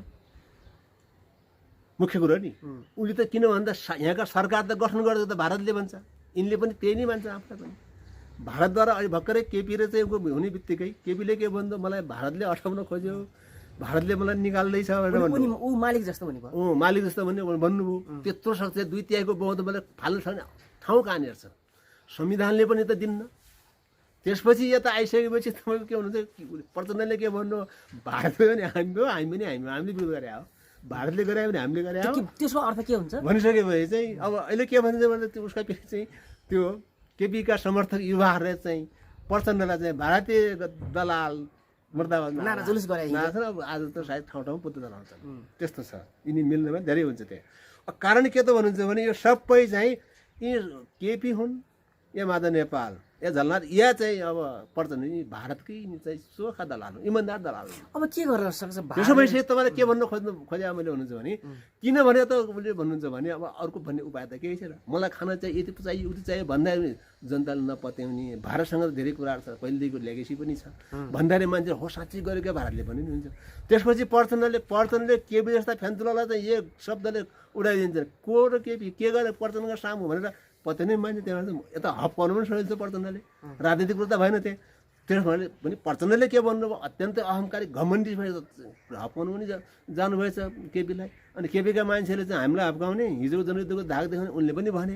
यस्ता कुराहरू त्यहाँ छन् हेर्नुहोस् है। त्यसो भइसकेपछि अब नेपाली काङ्ग्रेसले समर्थन गर्नुको पछाडि कालापानी लिम्बुको नक्सामा हेर्नुहोस्, केपीलाई चाहिँ पुरा चाहिँ ट्र्याकमा राखेर एमसिसी नक्सा पास गर्नेमा सहयोग गरे जस्तो गरेर एमसिसी पास गर्नेमा एमसिसी पास गर्न केपीलाई छिराउने पुरा गराइसकेपछि, किन भन्दा एमसिसी त भारतको अधीनस्थ छ, के अरे भारत त अमेरिकी अधीनस्थ छ भइसकेपछि फेरि एमसिसी चाहिँ तपाईँको कानुन गर्नलाई अन्तिममा के भन्दा भारतको सहयोग र समर्थन चाहिन्छ भने समर्थन चाहिने भने किन चाहिने भनेको छ भन्नुहुन्छ, यहाँबाट जस्तो काठमाडौँ दिइन्छ नि त पुरै पराधीनको लाइन त लाइन बिछ्याउँदै एउटा बुटोल भैरुवा पुर्याउँदै इन्डिया गोरखपुर लाने कुरा। त्यसमा त्यहाँ त जमिन चाहियो, सुरक्षा चाहियो, त्यसको सबै चाहियो त भारत नभए त भएन नि सब। भारतले दिएर भने त भैरवबाट त्यो तातो ती घुसाएर भाग्नुपर्छ अमेरिका। त्यसो भयो भने अमेरिकाको चाहिँ मतलब त्योसँग के अरे भारतको भएको कारणले भारतको पनि चाहियो। त अहिले अमेरिकालाई खुसी पार्ने, अमेरिकाको चाहिँ एमसिसीलाई पारित गराउने र अमेरिकाको अझ बलियो एजेन्डा त बनाए त फेरि केपी अथवा एमालेका नेताहरू त होइनन्। यही मौकामा एजेन्डा पनि बनाउने, उता पनि गरे जस्तो देखाउने, यता पनि चाहिँ लोगो पनि बनाएर छाप लाएर चाहिँ पुरा बनाउने। त्यसपछि दुइटै काम गर्यो भनेर देखाउन नेपालमा चाहिँ अब होइन 50 खर्ब यत्रो पैसा आयो, विकास समृद्धिको कुरा गर्ने तरिका यो जसले विरोध गर्छ अराष्ट्रिय हो, उसलाई विकास चाहिएन। यिनी पुरै कम्युनिस्टहरू र क्रान्तिकारीहरूलाई बदनाम गर्ने लागि हुनाले यो नेपाली काङ्ग्रेस खेल यो अमेरिकाको निर्देशनमा, अमेरिकाको डिजाइनमा, सिआईको डिजाइनमा अथवा भारतीय रको डिजाइनमा केपी र चाहिँ तपाईँको खड्ग प्रसाद ओली प्रधानमन्त्री र नेपाली काङ्ग्रेसका सभा तथा भूतपूर्व प्रधानमन्त्री शेरबहादुर देउबा चाहिँ अमेरिकी उसमा तपाईँको डिजाइनमा गइसकेका छन्, फर्साउनु भएको चाहिँ गर्दै हुनुहुन्छ। के होला त अब यो यतातिर केपी ओलीलाई ढालेर प्रचण्ड अथवा माधव कुमार नेपाललाई भारतले फेरि प्रधानमन्त्री बनाउला, सम्भावना के हुन्छ? सम्भावना मैले देख्दैन। किन भने दुई-तिहाईको बहुमतको चाहिँ राजीनामा पनि दिनु अहिले, राजीनामा दिएपछि तिनकै प्रधानमन्त्री हुन्छ नि, आन्तरिक कुरा बाहिर पनि हस्तक्षेप होला। दोस्रो कुरो के भन्छ, पार्टी फुटेर जाँदाखेरि पार्टी जसले फुटाल्छ त्यो सिसा फुटाएको हुनुवाला छ। ठुलो दबाब परे पनि पार्टी अध्यक्ष छोडेर प्रधानमन्त्री चाहिँ नछोड्ने पनि हुनसक्छ। त्यो त संसदीय दलको नेता बनाएर पनि प्रधानमन्त्री हुनलाई पार्टी अध्यक्ष हुनुपर्छ भन्ने छैन, संसारमै छैन। जस्तो भारतकै प्रधानमन्त्री भन्दा पार्टीको त्यहाँको चाहिँ अध्यक्ष होइन, एउटा नेता हो। तपाईँको ट्रम्प जो चाहिँ डोनाल्ड ट्रम्प हुनुहुन्छ नि अमेरिकी राष्ट्रपति अहिले, त्यस्तो शरीर राष्ट्रको हो, पार्टीको नेता हो, अध्यक्ष होइन, पार्टीको सदस्य एउटा तहको हो भने संसदीय जसलाई चाहिँ चुनाव जितेको हुनु पर्यो त्यस पार्टीको होइन, प्रभावशाली अलिअलि चाहियो। अनि ढाँटछाल संसदीय व्यवस्था ढाँटछाल सिल्ली बदमासी गर्ने मान्छेको क्षमता भए पनि हुनु पर्यो। मोदी कम क्षमता भएको छन्, केपी पनि त रहेछ नि, हामी देखाएको छौँ होइन। ट्रम्पको पनि अर्कै खालको तरिका छ, त्यस्तै यिनले गर्न खोजिरहेका छन्। र यद्यपि चाहिँ पार्टीको अध्यक्ष नरहेर पनि संसदीय दलको नेता बनाएर प्रधानमन्त्री अरू व्यक्तिलाई अथवा केपीलाई पनि गर्न सक्छ। त्यो पार्टीको निर्णय हो। त्यो चाहिँ पार्टीको आदेशमा चल्ने भएको कारणले फेरि उनले अप्ठ्यारो मान्ने हुन् कि केपीजीले? होइन, के भन्नुहुन्छ भने यो त त्यो पार्टी नै हो, एनजिओ नै हो, यो त एउटा एनजिओ जस्तो पार्टी हो। त कुनै त्यहाँ पद्धति लागू भएको छ, कुनै पार्टीको चाहिँ विधान लागू हुने, पार्टीका नियमहरू लागू हुने त पार्टी त होइन, भए त यस्तो हुने पनि थिएन। हुन त एमसिसीको बारेमा केन्द्रीय समितिमा बहसै गर्नु भएन, बहसै हुँदैन त्यहाँ। बहस त कम्युनिस्ट पार्टीमा हुन्छ। यहाँ त पहिले सबै योजना बनाउने के भने सबै जे जग्गा दुइटै के अरे नेताहरूले गर्नु भने तलबाट हामी गर्छौँ, हाम्रो अधिकार छ कहिले भनेको थिएँ।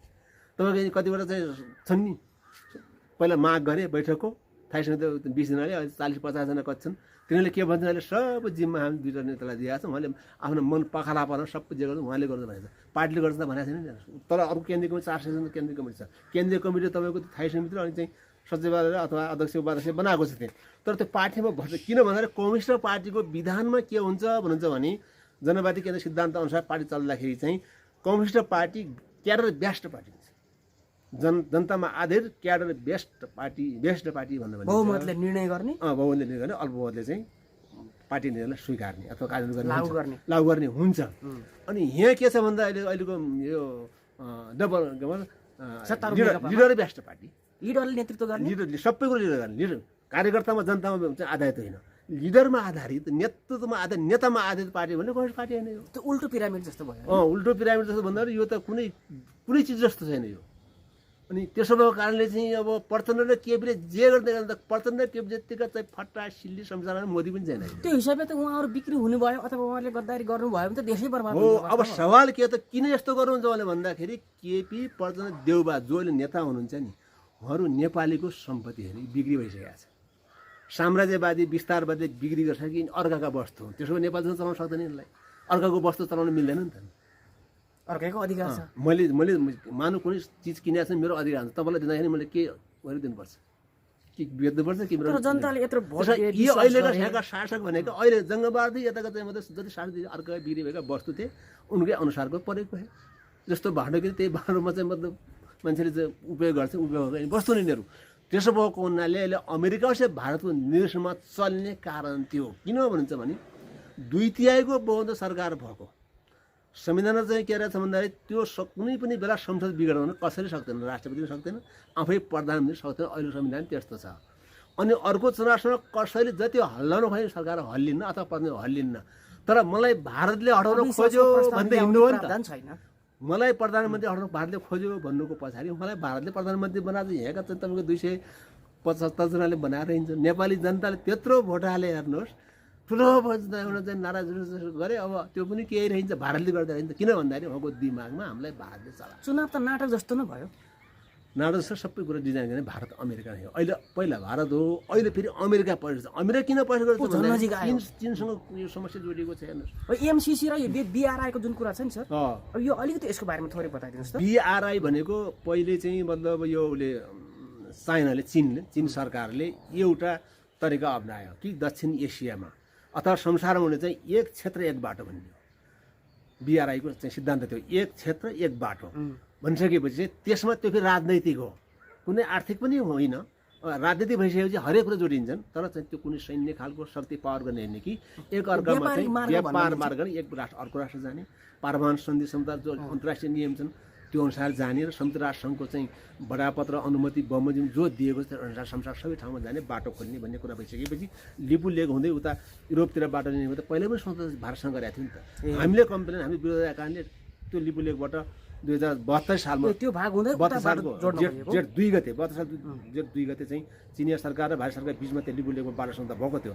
तत्कालै अब हाम्रो पार्टी लगायत यहाँका नेपाल कम्युनिस्ट पार्टीहरूले विरोध गरिसकेपछि अहिले चाइना हच्किएको छ। त्यो अब तिमीहरू आफै मिला भनेको छ, कुनै हस्तक्षेप गरेका छैन। जहाँसम्म चाहिँ के हो भने त्यसपछि भारतले चाइनाले के हो भन्दाखेरि यो दक्षिण एसियामा जाने एउटा फेरि उसलाई अरू तेस्रो मुलुकमा जाने त बाटो भने त दक्षिण एसिया हो, चाइनाको यो हुँदै जाने हो, जसलाई हामी के भन्छ हिन्द प्रशान्त क्षेत्र भनिन्छ अथवा इन्डो पेसिफिक क्षेत्र भनिन्छ। यो होइन, यो एरियाभरि जस्तो नजिकमा प्रशान्त महासागर छ, अर्कोतिर चाहिँ हिन्द महासागर छ, त्यो पार गर्दै युरोप अमेरिका जानुपर्छ भारत चाइनाको बाटो। त्यो गर्दाखेरि उसले त्यो नीति अप्नाइसकेपछि एउटा क्षेत्र एउटा बाटो, अरू बढी होइन, त्यो कुरो उसले गरेको छ।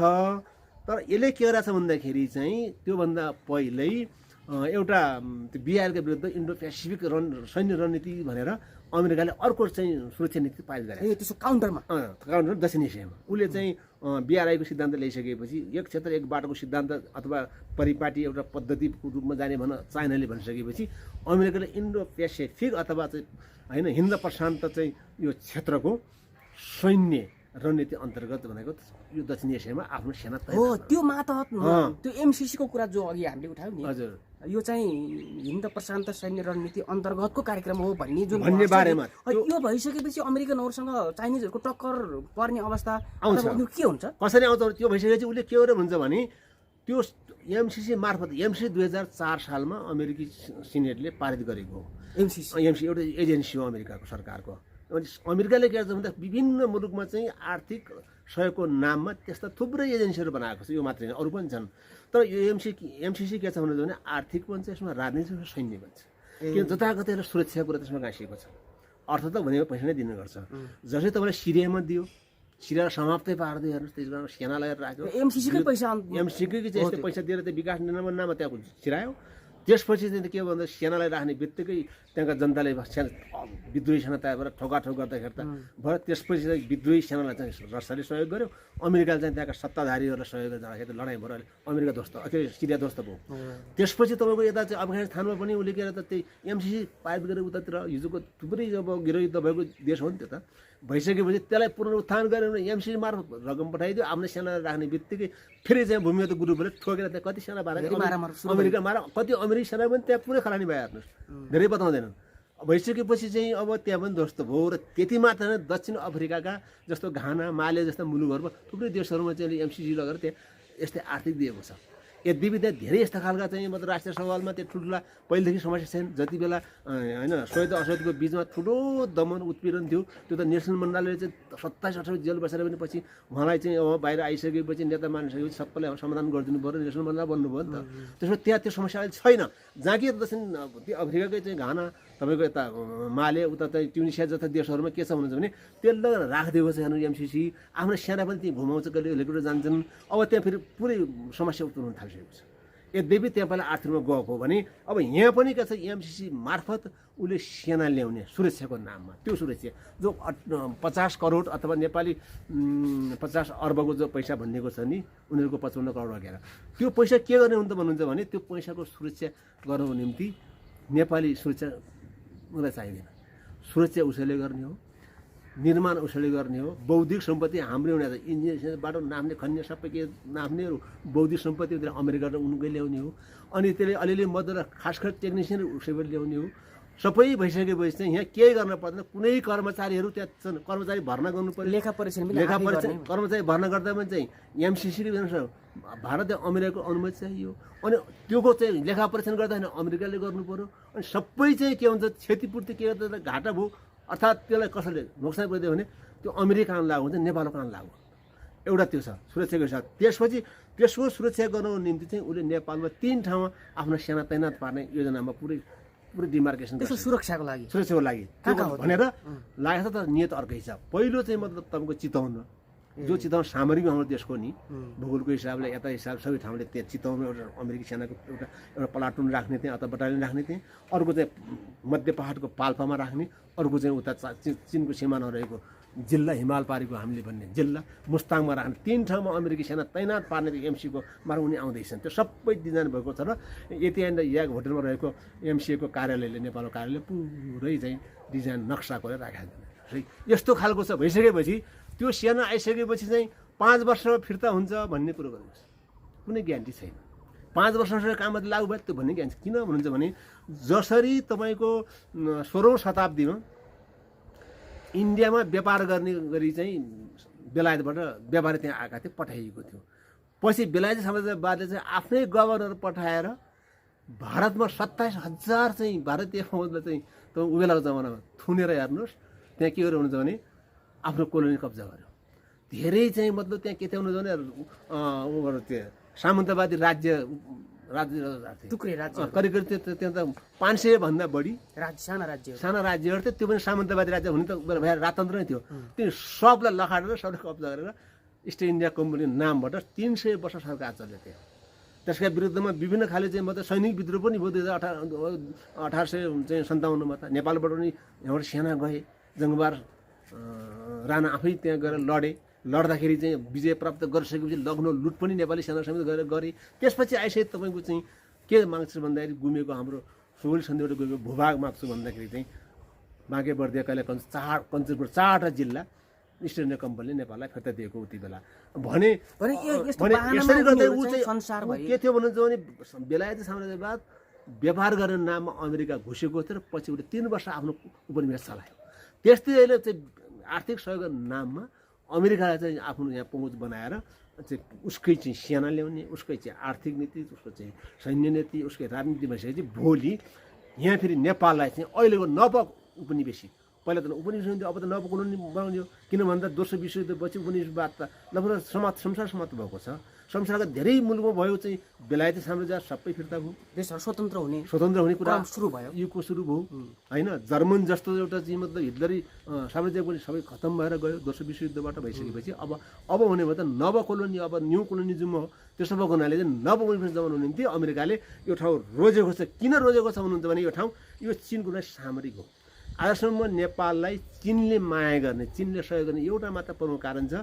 हामी त्यहाँ 2015 को 18 महिना है जुलाईको चाहिँ हामी महिनामा हामी चिनमा थियौँ। चीन भ्रमण गएको बेला हाम्रो कार्यक्रम मुख्य कार्यक्रम के थियो भने चिनिया व्यवस्थाको समाजवादको एउटा त्यहाँ चाहिँ ठुलो विचार गोष्ठी थियो।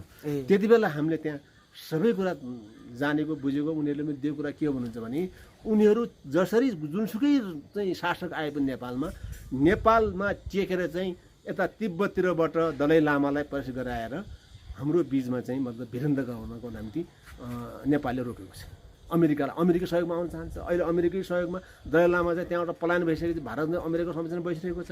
त्यसलाई कसरी चाहिँ तिब्बतमा छिराएर त्यहाँ विखण्डन मचाउने भन्ने बारेमा अमेरिकाले योजना बनाएको छ, भारतले सहयोग गरिरहेको छ।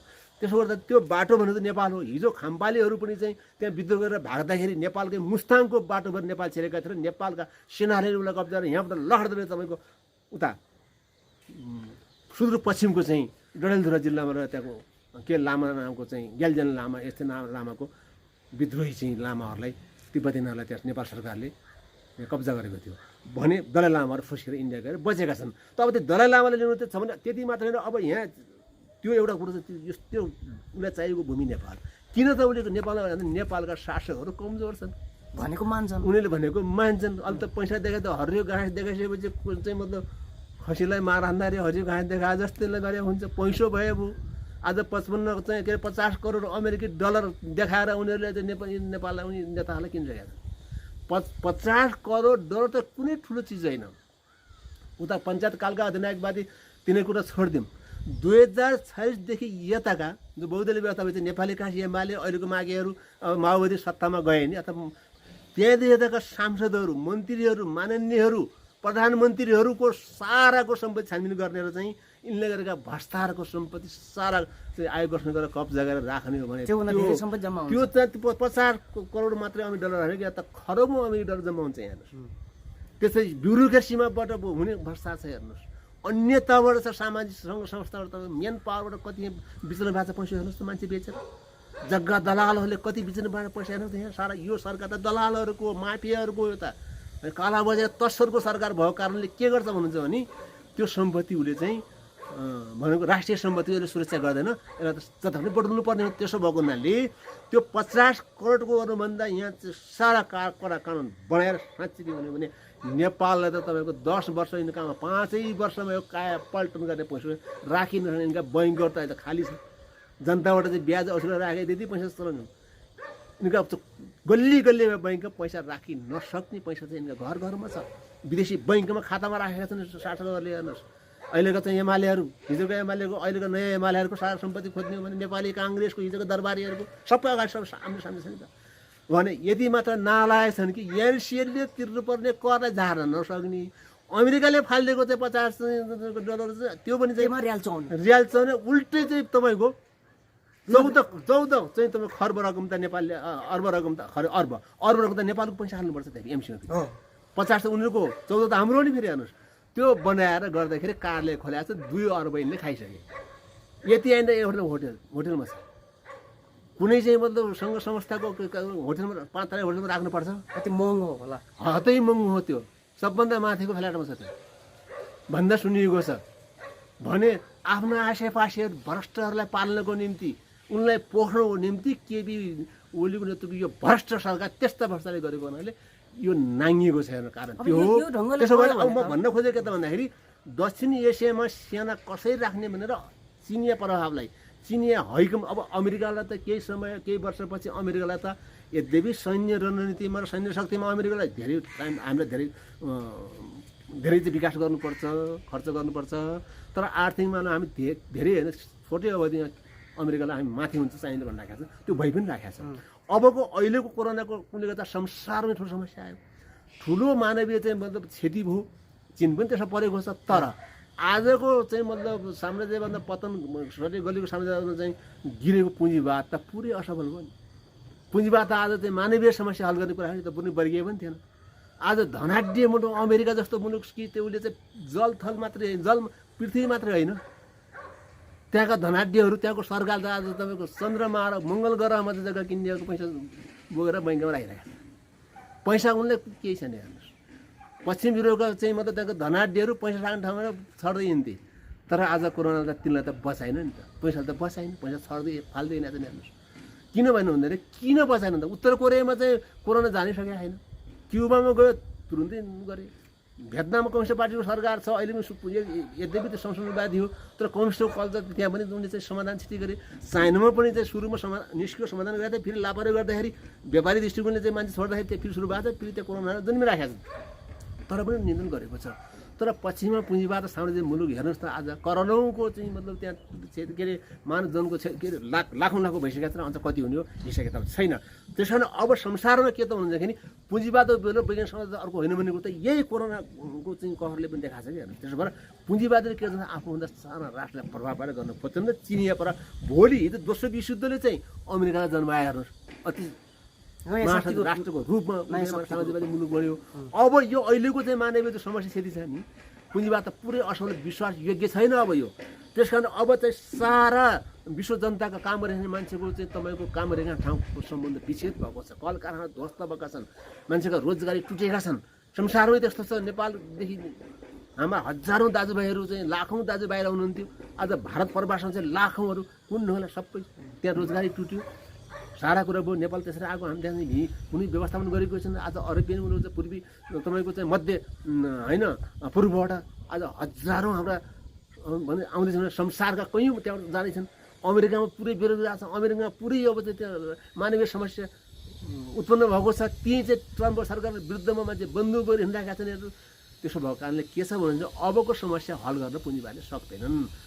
त्यो एउटा कुरा राजनीति हिसाबले। अब जहाँसम्म नेपालको कुरो हो, नेपालमा सेना राखेर अमेरिकी प्रभावलाई कम बनाउने निम्ति उसले योजना बनाएको छ र मात्रै अमेरिकी परराष्ट्र मन्त्रीले के भने विदेश मन्त्रीले भन्नुहुन्छ भने हाम्रा चाहिँ 52,000 अमेरिकी सेना जर्मनमा छन्, त्यो जर्मनी 9,500 सेना हामी एसियामा लाँदैछौँ सुरक्षाको निम्ति। त्यहाँको सुरक्षा एमसिसी पास भए पनि नभए पनि ल्याउँछौँ ल्याउँछ उसले। हिन्द महासागरको छेउमा एउटा कुन टापु छ, त्यो टापुमा मैले अलि भने त्यो टापु ल्याएर राख्दैछ उसले। अनि यद्यपि चाहिँ एमसिसी पास नभएको अवस्था, एमसिसी पास हुने हो भने नेपालमा राख्छ उसले, सजिलै आउने हो, त्यो नीतिगत रूपले आउँछन् त्यहाँ। आइसक्यो त्योभन्दा पहिला एउटा जापानको नजिकको चाहिँ फिलिपिन्स नजिकको टापुमा त्यो सेना राख्दै थियो, त्यहाँ चाइनाको कारणले ब्याक भएको छ अमेरिका। उतातिर त्यो ठाउँमा हामी बम हान्छौँ भने उत्तर कोरियाले त्यो ठाउँमा सोझ्या आफ्नो हतियार सोझिसकेपछि त्यहाँबाट सेना उठाएर लगाएको छ। तपाईँको एउटा टापु छ जापान र फिलिपिन्सको बिचमा, त्यो सेना राख्दै थियो गत 1.5-2 वर्षको। तर त्यहीँमा खसाल्दा किन उसले देखाइसकेपछि अमेरिका त अहिले पुग्दैन त्यो बम, त्यहाँ पुग्छ भनेर त्यही हिँडे फर्के अहिले त छैनन्। अब यहाँ सवाल के छ भन्दा अब शान्ति प्रक्रिया शान्ति वार्ता उत्तर कोरियासँग त राम्रो कुरा हो। अब साँच्चीकै चाहिँ जिस्क्याउने हो भने उसलाई त दक्षिण कोरियामा सेना राखेको छ, एउटा सडक त्यहाँ छ, तर त्यसले पुग्दैन चाइनालाई। उत्तर कोरियामा पनि त्यसले जानेको छैन, त्यही भएर आफै पनि त्यो वार्ताको कुरा गरिरहेको छ अमेरिकाले। यतातिर चाहिँ अब दक्षिण एसियामा भारतले राख्दैन, आफ्नै सेना तैनात छ। फिलिपिन्समा थोरै राखेको छ, त्यो यहाँसम्म पुग्न सक्दैन। इन्डोनेसिया र तपाईँको यता बर्माले पनि सेना राख्न, अमेरिका सेना राख्न दिइराखेको दिन्न। हेर्नुहोस् अफगानमा राखेको फैसलाले पाकिस्तान पनि अब सेना राख्न दिन्न। अमेरिकी सेना कारण भन्दाखेरि यहाँका दलाल जो गाउँमा बिक्री भएर नेपालमा राख्ने र चाइनाको विरुद्धमा दिने, त्योको नाम केबाट भन्दा वैधानिक रूपमा चाहिँ एमसिसी आर्थिक जो सहयोग परियोजना बनाएको छ नि त्यसमा बनाउने त्यो संसारले प्रयोग गर्दै आएको छ। तर यहाँ छुटो थोरै, योभन्दा पहिला चाहिँ नेपालभन्दा पहिला त उसले श्रीलङ्कामा सेना राख्दै थियो, श्रीलङ्का एमसिसी लागू गर्दै थियो। तर श्रीलङ्काको संसदले करिब 15-16 दिन पहिला हेर्नु संसदले पुरो त्यहाँ च्यातेर फ्याँकेर लैजाऊ, जाऊ लैजाऊ उतै चाहिने तिम्रो पैसा चाहिन्न, पैसा त त्यो त कागज चाहियो। संसदले एक मतले पठाइसकेपछि चक्रको परेको छ अमेरिका। त्यसपछि आँखो यहाँ गाडेको र अनि भन्दैछ अब चाहिँ अब कटौती गरेर होइन, फेरि दिन्न, एकपल्ट दियो दिन्छ फेरि अहिले नदिने पछि लिन होइन दिन्न भने थर्क आएको छ। हेर्नुहोस् के होला त अब जस्तो एमसिसी मार्फत उनीहरू संसारभरि यसरी जमाउनु खोज्ने होइन, अनि चाइनिजहरू रसियनहरू पनि त्यो ढङ्गले त्यसको प्रतिकार गर्न खोजिसकेपछि अब विश्वभरि नै एक ढङ्गको झन् ठुलो विवादको ठुलो चाहिँ लडाइँको सम्भावना पनि नजिक आयो कि नेपालमा जबरजस्ती अमेरिकाको निर्देशनमा चाहिँ सारा इसारामा यहाँका दलाल शासकहरूले एमसिसी पारित गरे, एमसिसी चाहिँ यहाँ लागू हुने भयो भने नेपालबाट पनि दोस्रो विश्वयुद्धको सुरुवात हुनसक्छ। हेर्नुहोस्, नेपाली जनता चाहिँ भोलि राष्ट्रिय युद्ध लड्नु पर्ने अनिवार्य हुन्छ। अमेरिकी सेना गएको ठाउँमा कहाँ गृहयुद्ध भएको छैन। तपाईँको चाइनाको सन् 50-53को गृहयुद्धमा अमेरिका गएर पुरै ध्वस्तै पार्दै यद्यपि 15 लाखसम्म कोरियन जनताले चाहिँ शहादत गरेर कोरियालाई बचाए। यद्यपि 2टा टुक्रा बनाइदियो, दक्षिण र हाम्रो सेना राखेर अहिलेसम्म बचाएर राखेको छ। तर उत्तर कोरिया मुक्त छ, कम्युनिस्ट पार्टी सरकार चलाएको छ, आफ्नो मान्यतामा चाहिँ गएको छ र संसारको एउटा आदर्श बनाएको छ नि त। यद्यपि धेरै कम्युनिस्टले तर रुचाउनन्, जो बुर्जुवामा परिणत भएका कम्युनिस्टहरूले पनि चलाएको छ। त्यसपछि के छ भन्नुहुन्छ भने अब हाम्रो नेपालमा त्यसलाई यहाँ बनाएर राख्दाखेरि चाहिँ अब त्यसको टक्करमा दिने भनेको सेना त अन्त राखेर त चाइनाले त हुँदैन। यहीँ राखेर चाइनाको प्रभावले गरेर त उता फेरि तपाईँको के छ भन्नुहुन्छ भने रसिया छ। रसिया पनि अमेरिकी टक्करमै छ। अहिले जो सिरियामा चाहिँ सेना राख्यो अमेरिकाले, त्यहाँका अरू विद्रोहीहरूलाई चाहिँ उठाएर अमेरिकाका टक्करमा उसले पुरै गोलाबार गर्ने आफ्नो लडाकु विमान खटाएर त्यहाँ एउटा ब्यालेन्समा ल्याएर छ अमेरिकालाई। भने भोलि नेपालमा यदि अमेरिकी सेना आयो भने यहाँका राष्ट्र देशभक्त जनताहरू, क्रान्तिकारी पार्टीहरू, आम जनताहरू अहिले बाहिर आइसकेका छन्। हजारौँ मान्छे अहिले यो तपाईँको कोरोना भाइरसको त्रास सन्तास महामारीले गर्दा मान्छे निस्किन सकेका छैनन्। लाखौँ मान्छेहरू चाहिँ सहरमा आउने अवस्था, 70 पार्टीभित्र त्यो मारामार चलिरहेको छ भने भोलि सेना आउने बित्तिकै गृहयुद्ध सुरु हुन्छ। त्यो गृहयुद्ध सुरु कसो हुन्छ त अमेरिका विरुद्धमा हुने चाहिँ यहाँका दलालहरू त उनका दलाल भइहाल्छ। त्यति बेला चाहिँ अब अमेरिकी सेनाहरू चाहिँ अब यहाँ हुँदाखेरि चाइना चुप लगाएर बस्ने कुरा हुन्न। किन भन्दा अमेरिकाले जित्यो र यहाँ त जित्छ त नेपाललाई ध्वस्तै पार्न त तपाईँको 4टा बम भए पुग्छ। अमेरिकासँग त कति मिसाइल चाहिँ मतलब विषालु हतियार राखेको सबैभन्दा प्रमुख शक्ति त्यही हो। त्यसो भएकोले अब चाइनाले त्यहाँ बम पड्किएको हेरेर भन्दा चाइनाको अस्तित्व भोलि चाहिँ लो भइजान्छ। त्यसै भएर चाइनाले त्यहाँ खडाउनुभन्दा पहिला उसलाई बम बुझ्दै पठाउनुपर्छ चाइनाले।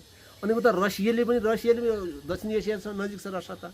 भारतसँग पनि सम्झौता हुँदै आएको, अहिले पनि हतियार पहिला 20 वर्ष सन्धि गरेको थियो गोर्बाचोभ र अन्त त्यो ब्रेजिलकै पालामा सैनिक सन्धि गरेको थियो र त्यसपछि त्यस मार्फत तपाईँको अफगानिस्तानमा बाबरा खानको नेतृत्वमा चाहिँ रसियन मार्काको सरकार बनाइदिएको थियो। त्यसपछि पूर्वी जर्मनमा चाहिँ पुरै पर्खाल ल्याएर पूर्वी जर्मनमा उसका सेना पठाएर रुसी सेना भयो, त्यहाँ कम्युनिस्ट सरकार थियो। त भारतमा त फेरि चाहिँ दोस्रो विश्वयुद्ध के अरे अमेरिकी साम्राज्यवाद मात्रै हाबी थिएन ऊ बेला त रसियन पनि 2टा अति महाशक्ति भइरहेको बेला भारत चाहिँ रसियाको नजिक थियो, नजिकमा थियो, सन्धि गरेको थियो। फेरि के अरे संयुक्त के अरे सोभियत सङ्घको विघटनपछि त्यो टुटेको थियो। फेरि अहिले चाहिँ भारतले तपाईँको रसियासँग सम्झौता गर्दैछ। हतियार किने सम्झौता गरिसक्यो उसले। किन भन्दा उसले हतियार किन किनेको छ भन्नुहुन्छ फेरि चाइनाको विरुद्धमा प्रयोग गर्न किन डराएको छ हेर्नुहोस् है। किन चाहिएको हतियार त अब अमेरिकाले सोझै हतियार दिन्न अहिले फेरि। किन भन्दा उसलाई पनि हतियार बिक्री गर्दाखेरि दक्षिण एसियामा अमेरिकालाई पनि सजिलो छैन। त्यो कारणले गर्दाखेरि व्यापारीको दृष्टिकोणले त्यो त भएको छ। अर्को त राजनीतिक हिसाबले चाहिँ रसियाले पनि दक्षिण एसियामा चाहिँ किन भन्नुहुन्छ भने अमेरिका गोलाबाद गरेको उनी हेरिनेवाला छैन। हो त्यति बेला के हुन्छ भने नेपालबाट गृहयुद्ध सुरु हुने कुरा हुन्छ र नेपालमा एउटा गृहयुद्धको चाहिँ भन्दा जन्मभूमि भनौँ न त्यो बन्ने भएको हुनाले चाहिँ यो एउटा सामरिक र भूमि भएको कारणले अहिले एमसिसीको विरुद्धमा यत्रो कुरो भएको छ। चाइनाले पनि के भनेको छ भन्दाखेरि नेपालको राष्ट्रियताको सम्बोधन गर्ने जिम्मा त नेपाली जनताको हो नि भनिरहेको छ उसले पनि। अब यस्तो अवस्थामा जनता आफैले पहल गरेर यो खराब अवस्था नआउनको लागि जनताले गर्नुपर्ने कुरा चाहिँ के हुन्छ? जनताले गर्ने भनेको चाहिँ आन्दोलन हो। राष्ट्रियताको सवालमा आफ्नो राष्ट्रिय सहयोगमा राष्ट्रिय सार्वभौमिकता र अखण्डताको चाहिँ सुरक्षा जनता आन्दोलनबाट गर्ने हो। किनभने आन्दोलन बेकार अर्को विकल्प छैन। जहाँसम्म सत्ताधारीलाई चाहिँ अब हाम्रो आन्दोलनले कतिको सहायता दिन सक्छ भन्ने कुराको बारेमा विगतका इतिहास हेर्दा कति योभन्दा ठुला चाहिँ अधिनायकलाई सत्तालाई पनि जनताले ढालेका छन्। 2007 सालको चाहिँ 104 राणा शासन त कमजोर त थियो। 7 सालको चाहिँ मतलब जनताको आन्दोलन जनताको क्रान्तिले चाहिँ भनौँ न त्यसलाई त परास्त गरेकै हो। त्यसपछि 30 वर्ष तानाशाही कता निरङ्कुश अधिनायकवादी शासन प्रणालीलाई पनि होइन निर्दलीय व्यवस्था थियो, त्यसलाई पनि 2046 सालको संयुक्त जनआन्दोलन अथवा त्यो जनआन्दोलनले त्यसलाई पनि परास्त गर्यो। त्यसपछि फेरि चाहिँ बौद्ध व्यवस्था आइसकेपछि राजतन्त्र फेरि बिउतेर चाहिँ त्यो राजा गिरेन्द्रको नेतृत्वमा जो तानाशाही फाँसीबाई सत्ता चलाएको थियो त्यसलाई पनि 2062-63को जनआन्दोलन त परास्त गर्यो नि त। त्यो जनआन्दोलनको मार्फतबाट पनि के छ भन्नुहुन्छ त्यहाँतिर यी भनौँ न अराष्ट्रिय तत्त्वहरू भनौँ न देश बेचुवा होइन दलालहरूलाई चाहिँ परास्त गर्न सकिने स्थिति छ। तर अब त्योभन्दा पहिला मानौँ न वैदेशिक हस्तक्षेप पहिले भयो र अमेरिकी सेना भारतीय सहयोगमा यहाँ पहिले आ भन्दा यिनीहरू त पृष्ठभागमा अथवा पर्दा पछाडि हुन्छन्। आम्ने सामने लड्दा त के हुन्छ ठुलो शक्तिशाली राष्ट्र अमेरिकासँग जनताको पर्छ। त्यो बेला जनतासँग उनीहरूसँग भौतिक रूपमा पराजित गर्ने तागत त छैन। जस्तो उत्तर कोरियामा जिते सरकारमा थियो उनीहरू, रसियाको ठुलो समर्थन थियो। रसियन चाहिँ लडाकु विमान रसियन सेना आएर लाखौँ हजार लाखौँको त बढी त त्यहाँका सेना आएर लडे। हेर्नुहोस् त्यहाँ तपाईँको 5000 चिनिया जनताको शहादत प्राप्त भएको छ। उत्तर कोरियामा शहीद बनेका छन्।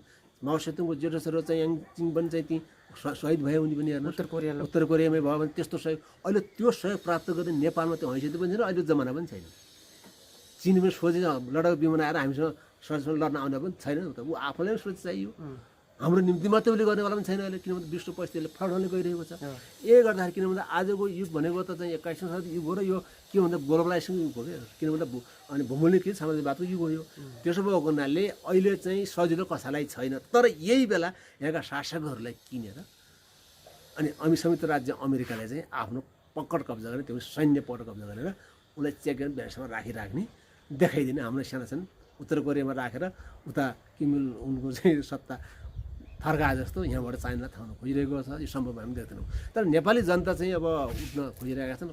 क्रान्तिकारी कम्युनिस्ट पार्टीहरूको त 10-11 दलीय मोर्चाले यो कुरालाई जोडदार ल्याएको छ। त्यहाँ स्वतन्त्र जनसमुदायहरू पनि स्वतन्त्र उठ्न थालेका छन्। राष्ट्रवादीहरू देशभक्तहरूको चाहिँ हुँदैछ। त्यसपछि अर्को कुरा के त भन्दा सत्ताभित्रै पनि चाहिँ तमाम खाले देशभक्तहरू छन् नि त, आन्दोलन गरिरहेका छन्। नेतृत्व तलतलसम्म छन्। त्यसो भएर त्यही सजिलो छैन। तर केपी नेतृत्वको सरकार र नेपाली काङ्ग्रेस प्रतिपक्ष मिलेर जसरी तसरी पात गर्ने वाला छन्। र अहिले यो म्याद सकिएको छ। म्याद थप्न माग यिनले यहाँको एमसिसीले गरिसकेको छ। एमसिएले उता अमेरिकाले थप्ने योजना बनाइरहेको छ। तर यही बेला यहाँको सत्तामा फेरि फिचुलो मचेको छ। झगडा उत्पन्न भएको थपिन्छ त यो मिलाएर म्याद थप्छन्। किनभने अमेरिकाले त थुप्रै लगानी गरिसकेको छ। कति खरब के अरे अरब डलर त पठाइरहेका छ नि त। त्यो लेख्न मात्रै देखाएको छैन। किन भन्दा त्यो तपाईँको होइन 5 तारे होटेलमा चलाउने कार्यालय त अफिसै चलाएको भनेपछि त्यो पैसाको त लगानी भइसकेको छ। कर्मचारी खटाइएको छ। यहाँ पुरै इस्टिमेट कतिपय त भइरहेका छन् त, आइरहेका छन्। अमेरिकाबाट इन्जिनियर आएर यहाँ नापजाप गरिसकेका छन्। इस्टिमेट भइसक्यो। हेर्नुहोस् यहाँदेखि चाहिँ काठमाडौँदेखि हुँदै तपाईँको नुवाकोट गोर्खा लमजुङ त्यहाँबाट तल बुटोल नवलपरासी बुटोल भैरवा झारेर नक्साङ्कन त अमेरिकाले गरिसक्यो। पुरै भइसकेको छ। त्यो त्यत्तिकै उसले चाहिँ सिन्चर गर्न लगाएको त होइन नि त अमेरिकाले। त्यत्तिकै त त्यो पैसा फाल्दैन यिनीहरूलाई। कुकुरलाई कलर दिए जस्तो मात्रै होइन, होइन कुकुर पनि कलर खायो भने त भुक्छ नि त। यिनीहरू भुग्नु थालेर भुग्नु पऱ्यो। सवाल त्यहाँनिर छ कि त्यसो यो बिल्कुल राजनीतिक कुरा हेर्नुहोस्। यो के भन्दा चाहिँ यो साम्राज्यवादीहरूले नेपाल जस्तो एउटा अर्धसाम्राज्य अर्धवंशी मुलुकका कमजोर शासक, लाछी शासक, नालायक शासकलाई आफ्नो कब्जाले नेपाली जनताको राष्ट्रिय स्वाभिमानलाई, राष्ट्रिय स्वाधीनतालाई समाप्त पारेर आफ्नो स्वार्थ पूर्ति गरेर चाहिँ आफ्नो टक्करमा ठुला मुलुकहरूलाई चाहिँ निशाना बनाउने जुन खालको त्यो नेपाल चाहिँ प्रयोग हुँदैछ। त्यो प्रयोग गर्ने पहिलो कर्ता केपी ओली र शेरबहादुर देउवा, त्यसको सत्ता चाहिँ कम्युनिस्ट पार्टी नामको नेकपा भइरहेको छ। यसले इतिहासमा कालो धब्बा लाउँछ भन्ने कुराको बारेमा जनता जगजाहेर छ। अहिले त्यसको लागि प्रश्न कुरा यो यदि ऐनका कानुनका तङ्का विधानका व्याख्या विश्लेषण गर्दाखेरि आइरहेका छ। नेटमा छन्, मान्छे घर घरमा छन्। त्यो व्याख्या विश्लेषण पनि भइरहेको छ। बहस पनि व्यापक भएको छ। तर सारमा मैले बुझेको र हामीले देखेको कुरा यही हो यो एमसीको बारेमा। हुन्छ, हस्, धेरै महत्त्वपूर्ण विषयमा आफ्नो धारणा राख्नुभयो। यहाँलाई धेरै धेरै धन्यवाद। धेरै यस्तो उच्च अवसर दिनुभयो। यसको निम्ति म तपाईँ पत्रकार जीवन हमाल र तपाईँको मिडियालाई धेरै धेरै धन्यवाद दिन चाहन्छु। धन्यवाद।